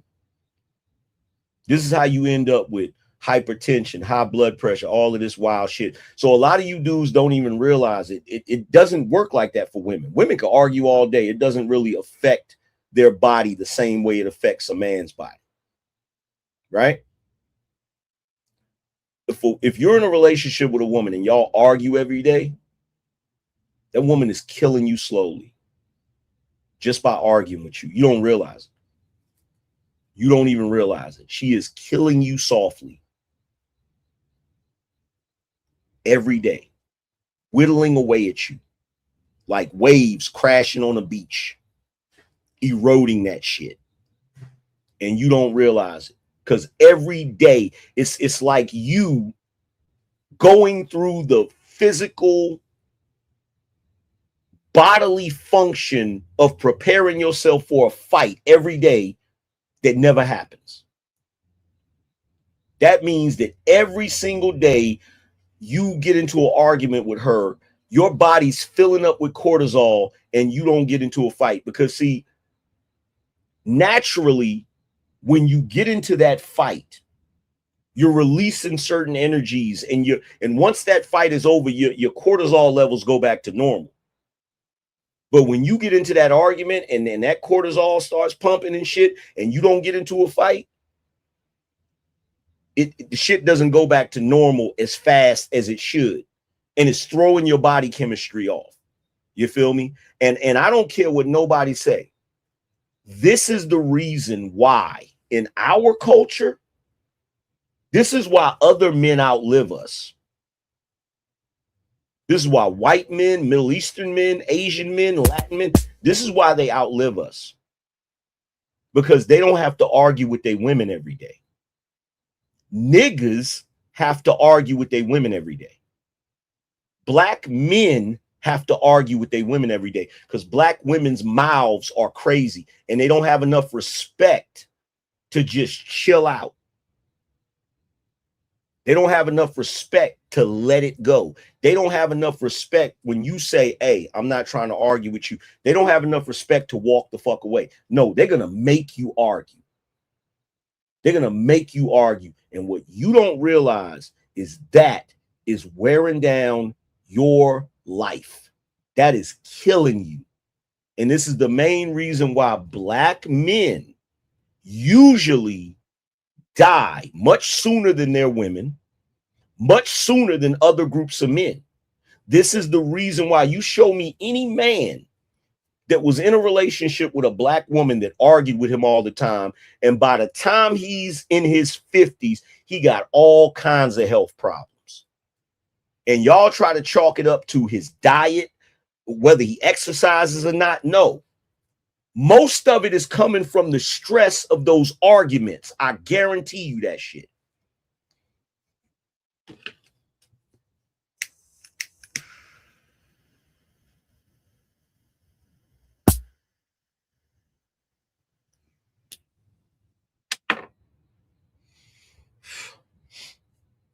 And I've been preaching this shit since I started YouTube. I've been preaching this shit since I started YouTube. I broke it down for y'all when I talked about cortisol. Look. Watch this.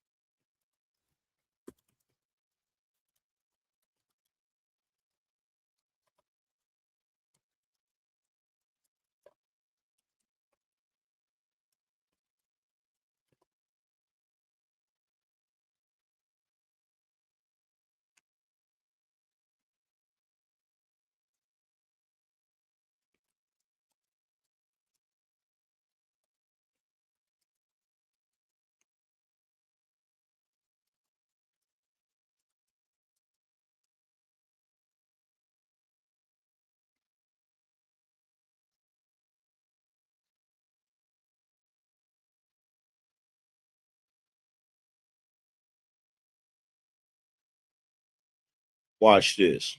I'm gonna help y'all out. Because I don't just be talking about this shit. I've done my research. I don't just be talking about this shit.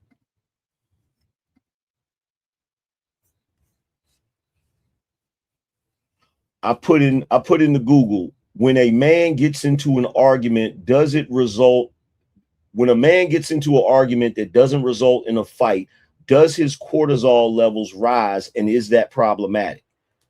The AI overview said yes, arguments, even without physical fighting, trigger a fight or flight response, causing a man's cortisol and adrenaline levels to rise, which can be problematic. Hostile conflict, particularly in relationships, increases stress hormone, potentially damaging long-term health, leading to cardiovascular issues and altering biological stress systems. Why arguments increase cortisol? Physiological stress response. Arguments trigger the HPA axis in the brain, flooding the body with cortisol and adrenaline. Hostility factor. Greater hostility during a conflict, such as defensive, negative, or withdrawing behaviors, leads to higher cortisol spikes in men. Notice it says in men. Perceived threat. The brain doesn't distinguish between a physical fight and a verbal argument, reacting to both as a survival threat. Why elevated cortisol? Hold on. Why elevated cortisol is problematic? Long-term health damage. Chronic, repeated activation of this stress response can lead to high blood pressure, inflammation, and increased risk of heart disease. Damaged stress system. Regular unresolved conflict. Regular unresolved. Keep that in mind. Unresolved conflict can damage the body's natural stress management system, leading to permanent high or dangerously low basal cortisol levels. Dysregulation. Mental and physical strain. Frequent arguments cause symptoms like headaches, stomach issues, and prolonged periods of feeling overwhelmed or stressed, right? Notice it says regular unresolved conflict. See, it's one thing if you get into an argument and it results in an actual fight.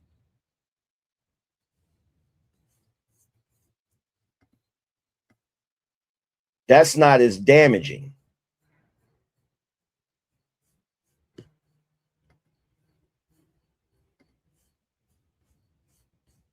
Hold on. Now watch this.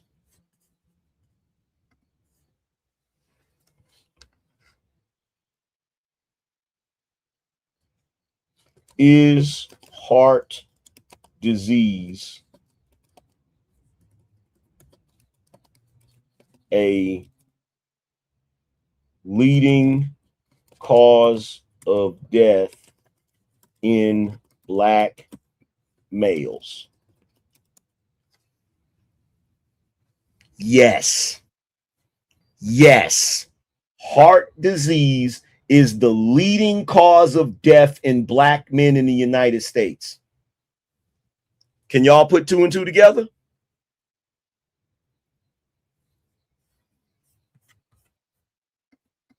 This is why I say Black women are problematic, because Black women like to argue.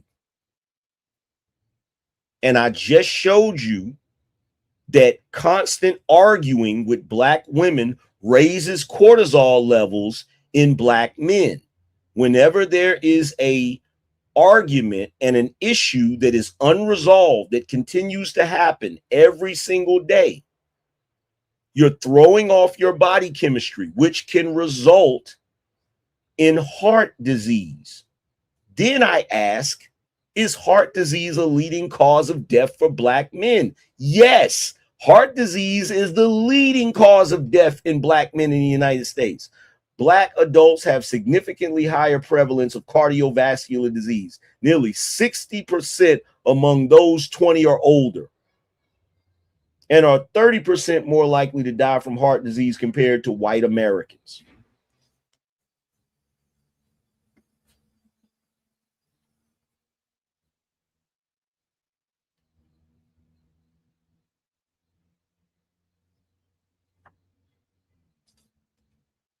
This is why I left my kid's mother.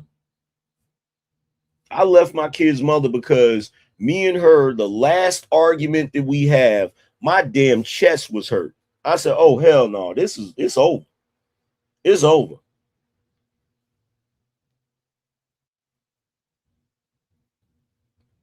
I said, it's over.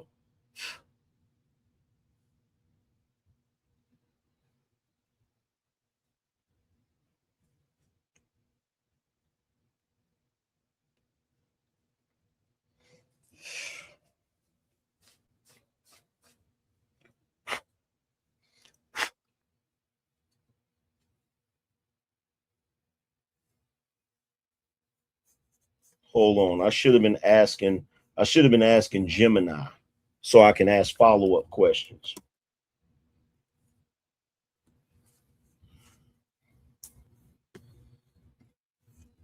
Let's see. Let's ask Gemini.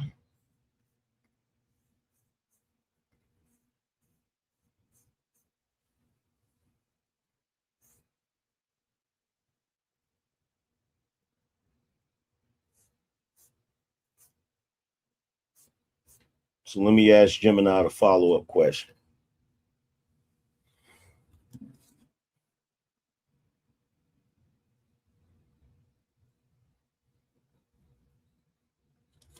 Does this mean that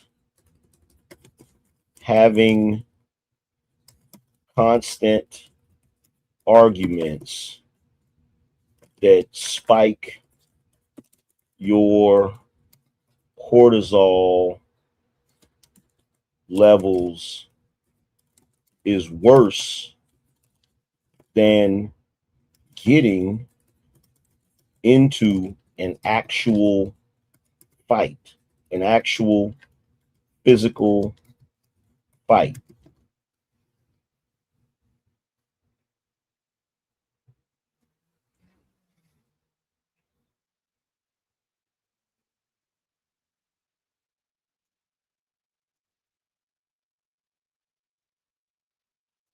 Okay, so this is what it said, y'all.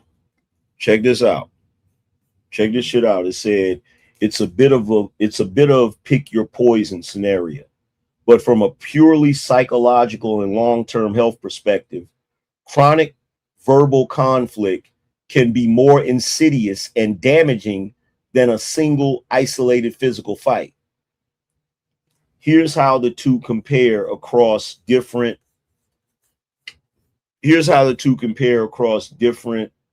health metrics. The duration of the stress response.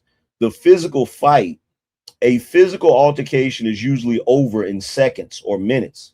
The body uses the adrenaline and cortisol for their intended purpose, physical exertion. Once the fight ends, the burn of that energy can actually help the body begin the recovery process faster. The constant argument. In a cycle of constant arguing, the body stays in a state of low-grade chronic stress. Cortisol never fully returns to baseline. The drip of stress hormone is far more taxing on the heart, immune system, and metabolism than the occasional intense spike. So in other words, when it comes to a physical fight, your body, because of the release of energy, your body recovers faster. Plus, you don't fight every day. You don't get into physical fights every day, right? The human body is designed somewhat for combat, but the body cannot determine between an argument and a physical fight. So, arguing every day is a million times worse than occasionally getting into a physical fight. Because the argument puts you in that state where your cortisol and your adrenaline is off the freaking Richter. And because you're not doing any physical fight, your body isn't recovering from that shit. If you get into it with somebody, a physical fight, your adrenaline, your cortisol, all that's going to spike. But once the physical fight is over and you've exerted that energy, your body starts recovering because it understands it was in a fight. The problem with an argument is it confuses the body. Instead of it thinking that you were in a 30-second fight, because you've been arguing for 3 hours and there's no physical anything and it hasn't stopped, the body thinks you're in a 3-hour fight. It thinks you're in a 3-hour fight. And the only problem is after the argument is over, you didn't exert any energy. You didn't burn any of that damn adrenaline or cortisol. Your body's not recovering properly. And this is what's creating the stress-related causes, the stress-related health causes that a lot of black men have. I've been saying this shit since I was sitting in the Honda Accord. Because I've been did the research on this. I've been saying this shit. The worst thing a black man can do is be in a relationship with a woman that likes to argue with him. It's the worst thing you can do. And unfortunately for us, culturally, our women like to fucking argue.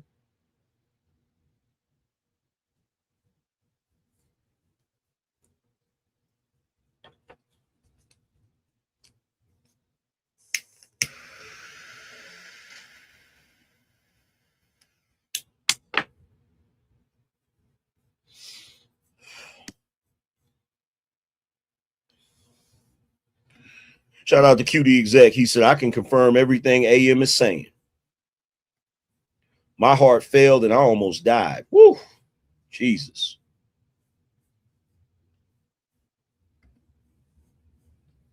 I told you.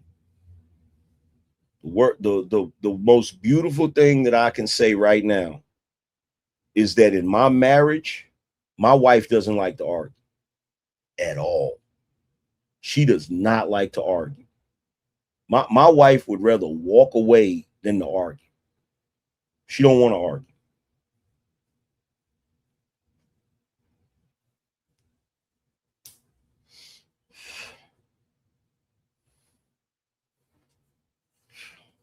So to all of the black women out there, let me tell y'all something.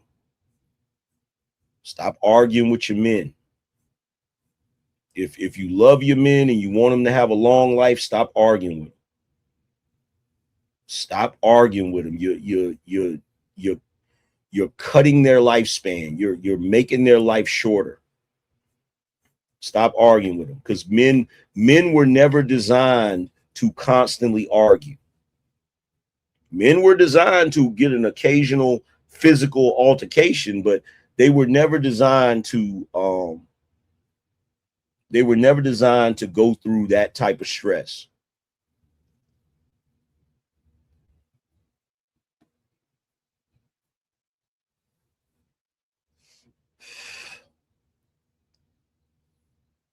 They were never designed to go through, men were never designed to go through that type of stress. Let me ask it another question. So are you saying that a 3-hour argument confuses the body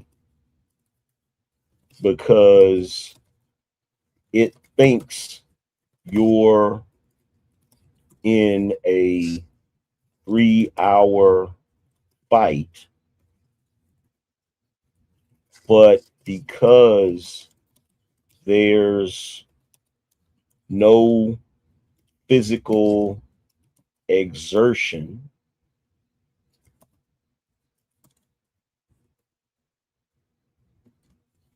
the body doesn't recover from the fight or flight response as fast.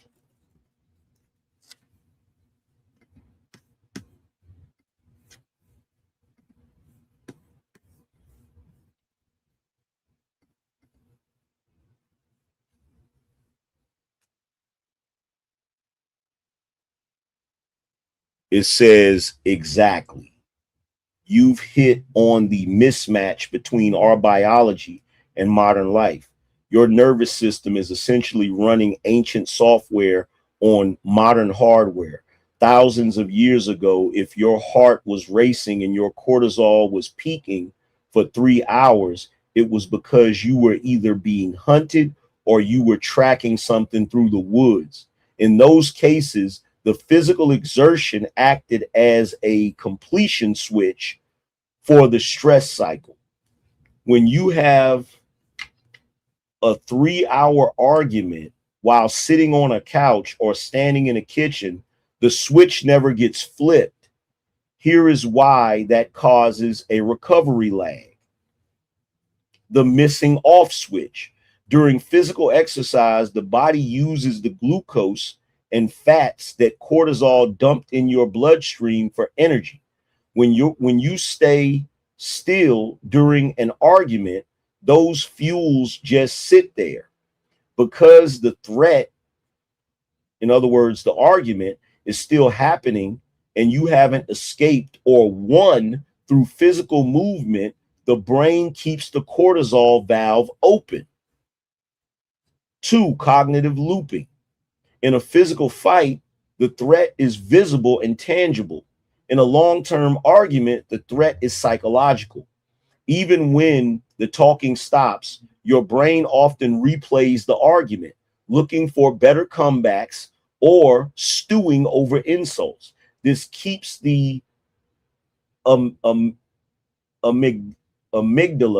activated, meaning your body stays in fight or flight mode long after the room has gone silent. Systematic confusion. The 3-hour argument creates a state of hyperarousal. Because the body isn't moving, it struggles to understand why the heart is still pounding. This can lead to the jitters, excess adrenaline with nowhere to go, delayed recovery. It can take the body hours, sometimes a full night's sleep, to metabolize the hormones that would have been cleared in minutes by a brisk run or a physical struggle. The biological reset. This is why many experts recommend completing the stress cycle. After a long argument, since your body thinks it's just survived the 3-hour battle, you often have to do something physical, like a heavy workout, a fast walk, or even just tensing and releasing every muscle in your body to convince your nervous system that the fight is over and it's safe to return to a rest and digest state. Without that physical signal, your body stays on high alert, waiting for the physical part of the fight that never comes. I told y'all. How many times y'all remember me saying this back in the day? I said, for a man to get into an argument that does not result in a physical fight is actually worse for his health than the physical fight.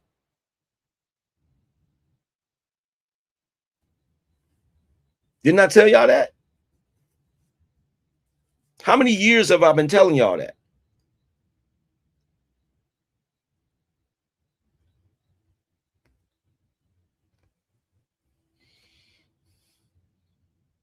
Malika been here for a minute. He been here forever.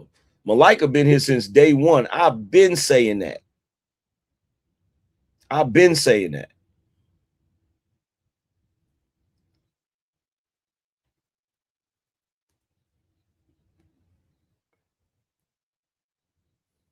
Somebody do me a favor. The people that's in here right now talking about a PS5, kick them out of my chat room, please.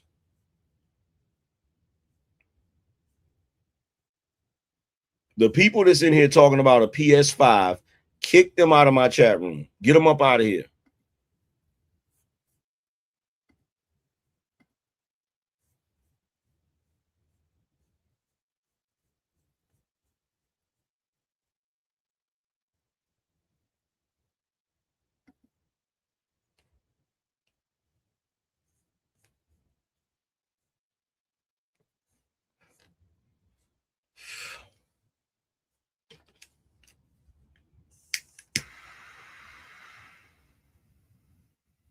So to summarize this,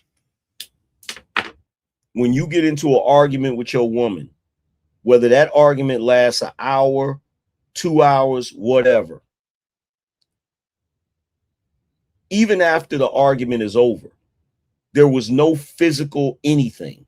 There was no physical exertion.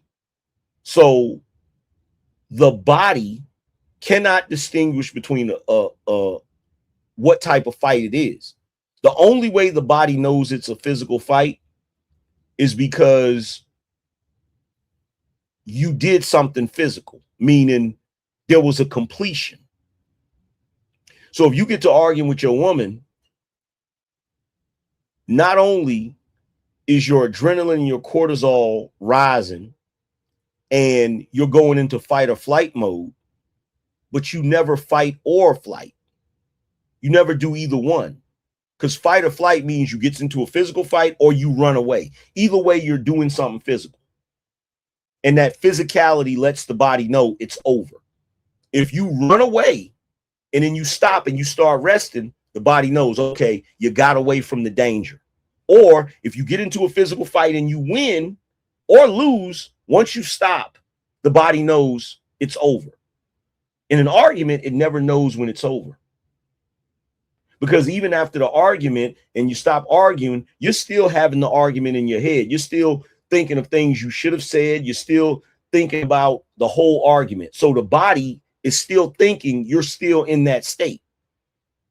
And because there's no completion to it, it takes you hours, if not the entire night, an entire night of sleep for your body to go back to what it is. And what you're not realizing is when your body is in that state for that extended period of time, it is causing damage to you. It is causing issues. Now, imagine this happening every single day for years, for 10 years. This is how men end up in situations where they have stress-related illnesses.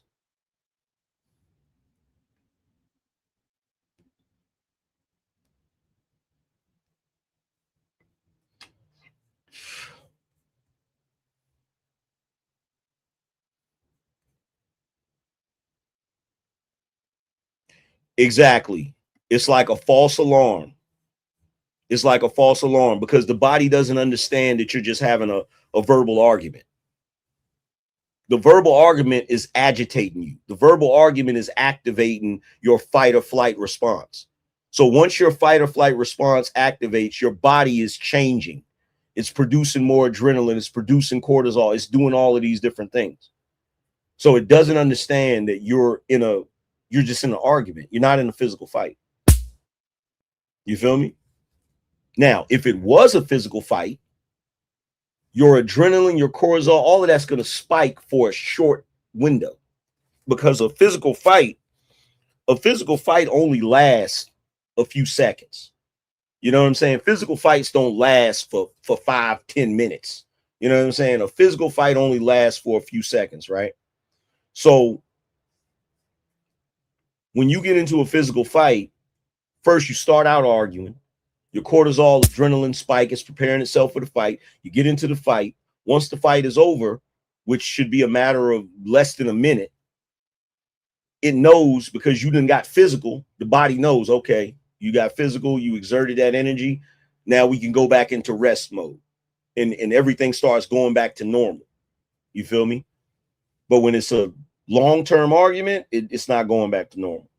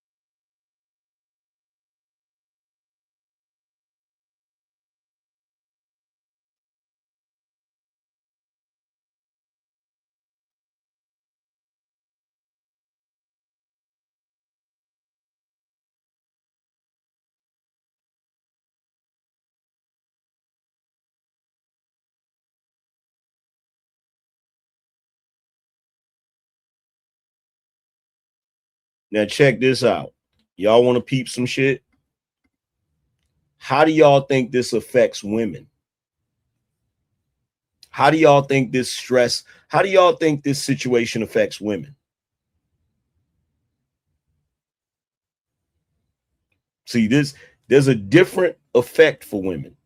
And this is why I keep saying men and women are not the same. We're not the same, right? So check this out. I asked Gemini, I said, is this different for women when they argue because they don't seem to have the same stress-related illnesses from prolonged arguments in a relationship? It said, actually, the research suggests that women are often more physiologically affected by relationship conflict than men, but the damage shows up differently. While it might seem like women handle it better because they are often more verbal or expressive during the argument, their bodies are undergoing a distinct and sometimes more taxing stress response. The tend and befriend versus fight or flight. Men's stress responses are heavily driven by testosterone and cortisol, which prime the body for a physical fight or flight response. Women, however, produce higher levels of oxytocin and estrogen during stress. The difference. This leads to a response called tend and befriend. It pushes women to seek social contact and verbal resolution.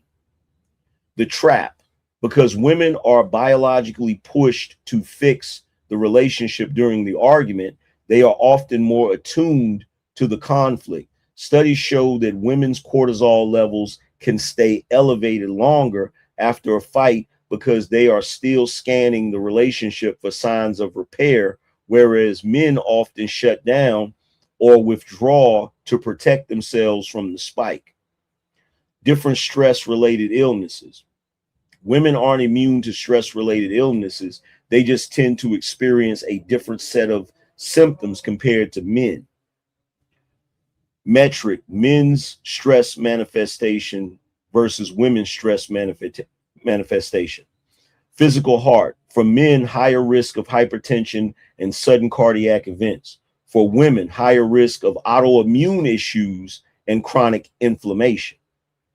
For men, brain/mental, higher risk of substance abuse and externalizing stress, anger. For women, higher risk of anxiety and depression, internalizing stress. For men, their metabolism, more likely to develop visceral belly fat quickly. For women, more likely to suffer from digestive issues and thyroid dysregulation.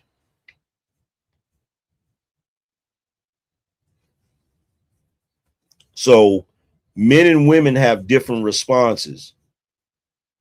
Men and women have different responses. Men show their shit show up in hypertension and cardiovascular events. Women's shows up in autoimmune issues and chronic inflammation. So what's the moral of the story? The moral of the story is men and women shouldn't be arguing with each other because it causes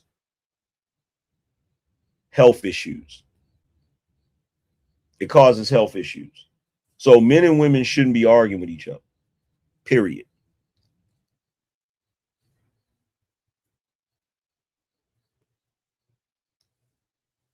Point blank, period. We're not supposed to be arguing with each other. We're not supposed to be arguing with each other. And we can't get it. And see, like I said, when a man and a woman argue, women don't go into fight or flight. That's what people don't get.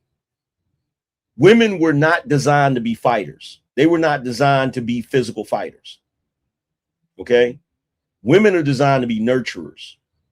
So when men and women get into arguments, women, their body is trying to figure out how they're trying to figure out, their body is going into a tend and befriend. So they're trying to figure out how to fix it.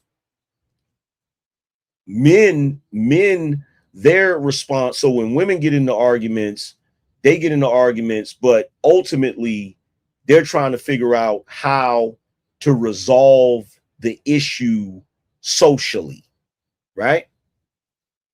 Which is why women say shit like agree to disagree. When men get into an argument, their body is telling them, look, either fight this individual or get the hell away from him. So do you see why there's a problem? When a man and a woman get into an argument, the man, his body is telling him, fight her or get away from her. And most men don't want to fight their woman, so they're going to try to get away from her. But her body is telling her to tend and befriend. In other words, we got to solve this problem. So when he's trying to get away, she's following him because she wants to fix it. He wants to get the hell away because he doesn't want to fight her. This is why old school women used to tell women, when you get into it with your man, right? Old school men would tell young men, when you and your woman get into it, walk away. Old school women used to tell women, when you get into it with your man, let him walk away, leave him alone. We didn't even realize them old school folks was telling us what we needed to do to avoid these problems. It's probably the reason why old school folks live longer. Instead of the woman following the man, trying to keep him engaged in the argument because she wants to resolve it, leave him alone. Instead of the man standing there arguing back and forth with her because his response is either to fight her or to get away from her, he should just walk away. And then the two of them can talk later after they've calmed down.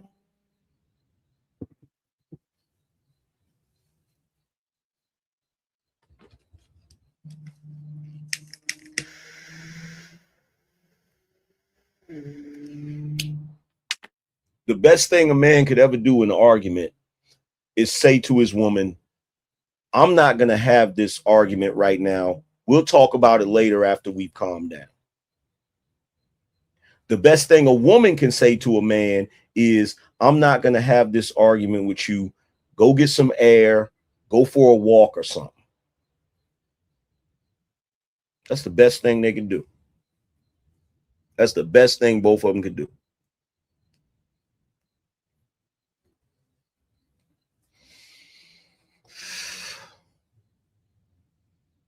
See, when I was younger, I didn't want to walk away.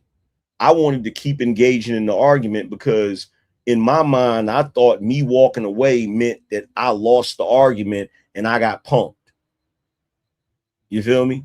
When in actuality, walking away avoids the shit getting worse, and it avoids me. It avoids my freaking. Plus, if you're walking away, you're actually doing something physical, which is helping with your adrenaline, your cortisol. You feel me? In fact, I would say this: whenever, if you're a dude and you get into an argument with your woman and it's a bad argument, you know the best thing you can do? The best thing you could do is get away from her and go to a boxing gym and punch the heavy bag. That's the best, bro. I'm telling you right now. That would be the best thing for you to do. Either go to the boxing gym and punch the heavy bag, or go to the gym and run on the treadmill, or ride the cycle, or lift some weights. That's the best thing for you to do.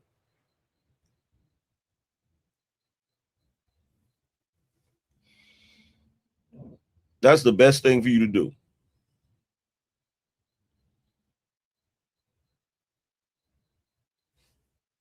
For your health. That's the best thing you can do for your health.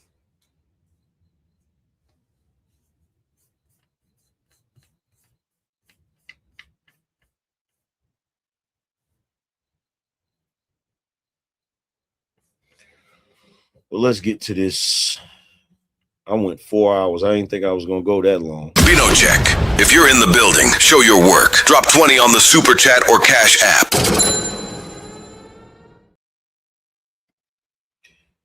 Let's see. Shout out to Jordan. Appreciate you. That's that BINO energy.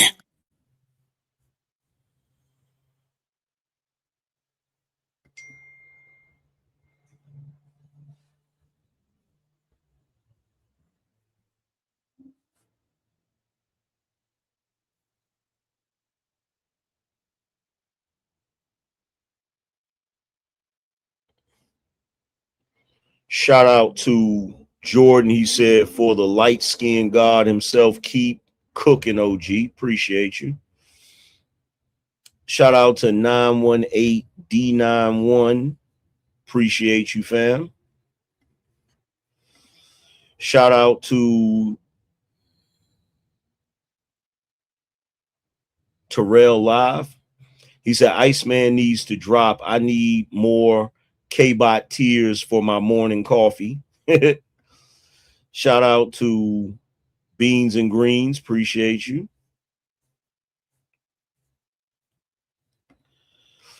Shout out to WLB7575. He said, AM, look up ASAP Rocky and Gucci Guilty cologne and perfume commercial. I seen that commercial for the first time back in 2024. It was right before Father's Day because they was advertising gifts for Father's Day when I seen that commercial. Word.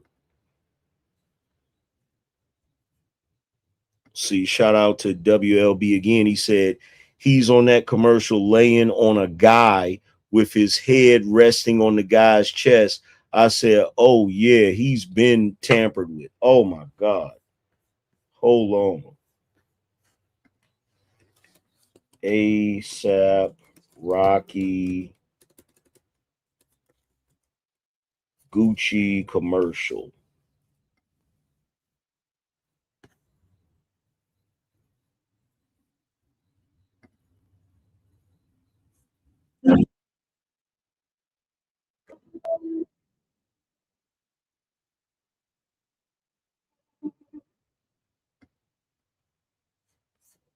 Hold on, y'all. We gonna pull up this commercial real quick. Hold on. We gonna pull up this commercial real quick.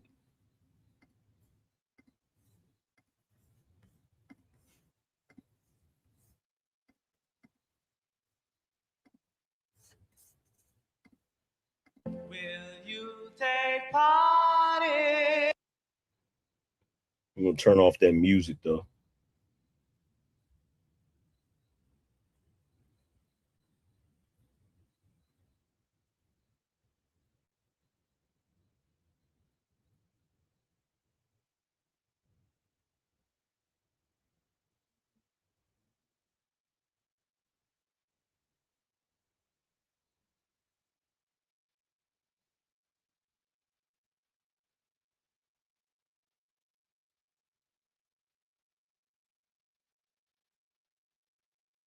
Oh wow. Oh wow. Oh wow. Oh wow. What kind of freaky threesome?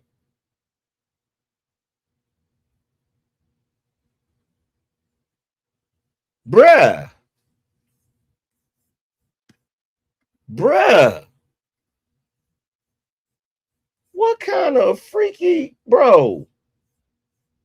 What kind of oh my God. Bruh. Did you see? Wait a minute. Hold on. Hold on. We got to go back. We got to go back.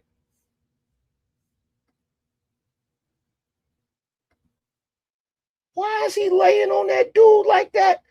Hold on. Right there. Why is he looking tenderly in this dude's eyes while he's brushing his hair to the side? What, bro? Oh my God. Bruh.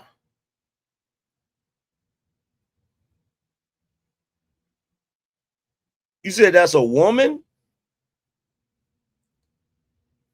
Is it? Bro, I can't tell. I can't tell. That look like a dude. That look like a dude. I hope that's a woman. Bro, even if it is, that's weird. That whole situation is weird, bro. That whole situation is weird, man. Jesus Christ. That whole situation is weird. Hold on, let's get through this BINO roll call. Shout out to Mr. Lone Star. Said nobody is coming to save you. Salute Angryman and BINOs. Appreciate you. Shout out to Time to Annie Up. He says salute to AM and the BINOs. Appreciate you. Let's see who else we got on the roll call. Let's see.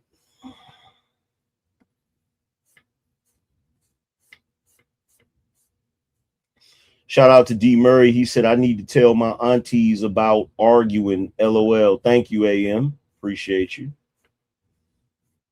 Let's see.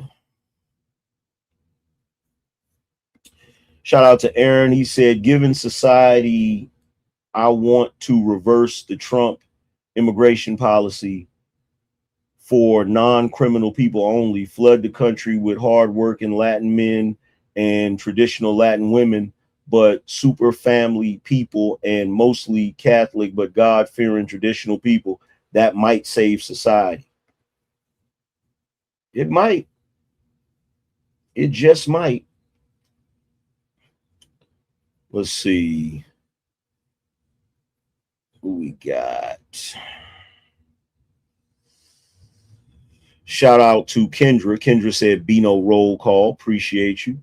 Shout out to Larry. Larry says, salute my brother, smoking on your usual. Appreciate you. Shout out to Eric. He said, love AM, and I thought Chris Brown, the album was fire. Was it? I got to go listen to it. I see people saying it wasn't. I got to go check it out, though. Shout out to Glenn with the 50 spot. He said, support, brother. Fire streams as of late. Appreciate you.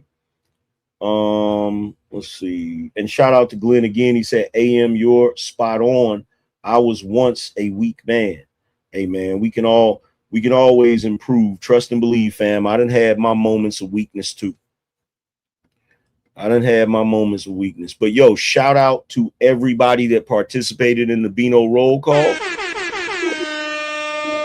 That's that BINO energy. Boy, it's good. Now let's get to the super chat. It's that time again. We going up. It's time to read the super chats.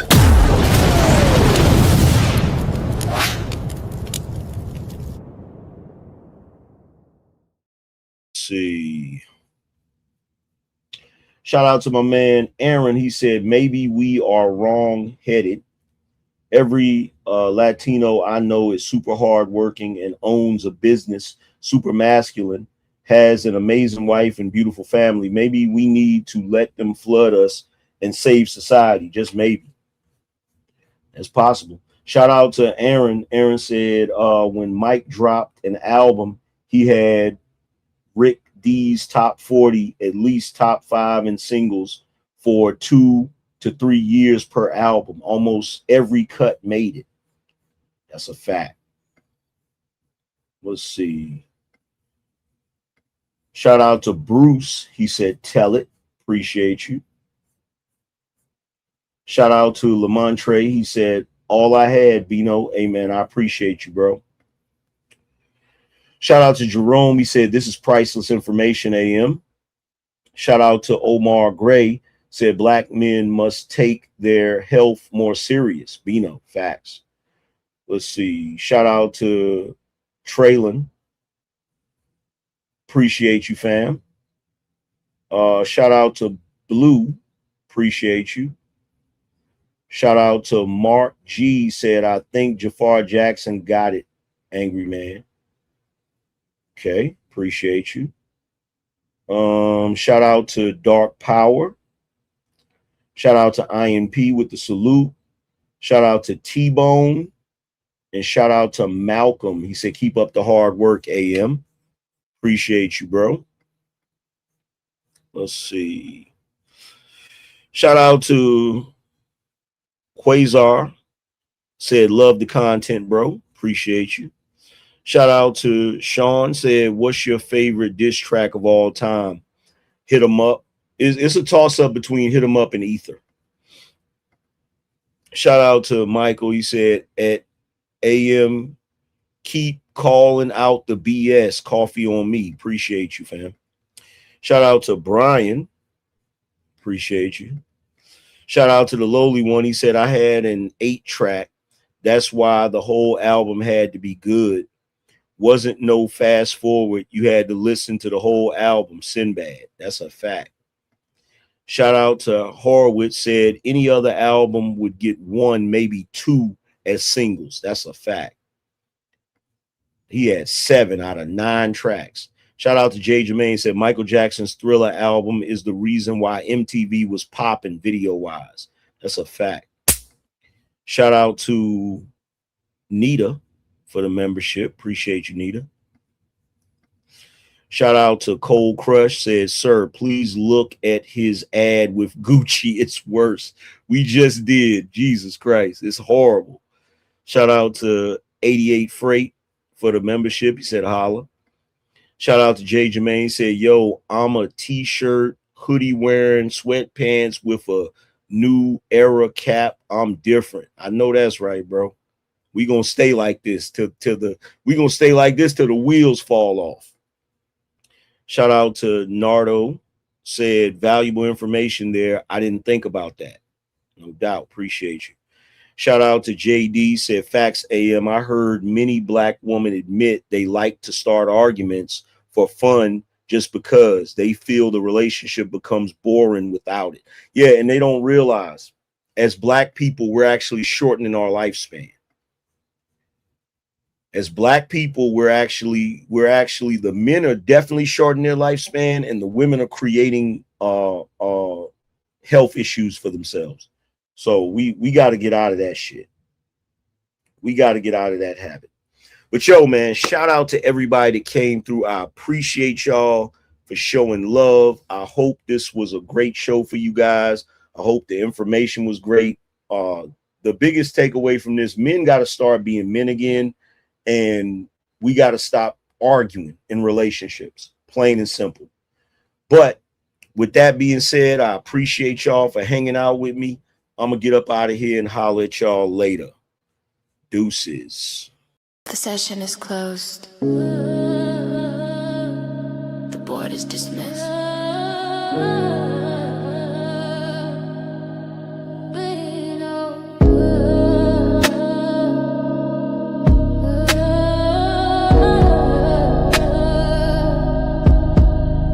I gave you the blueprint, now go build a estate. Stop arguing with broke, man, stop debating with fate. We don't negotiate value, we dictate the price. You watch the show for free, I just gave you a slice. But the real ones know where the equity lives. We taking everything, we got nothing to give. The manual is waiting, you know where it's at. This ain't a gamble, it's a guaranteed bet. Go protect lead, go and plant the seed. Go protect lead, that's the code we need. Go to the side, secure the command. The Angryman Channel, the standard of the land. TheAngrymanChannel.com. Get the shirt, get the book. Start watching, start working. We up.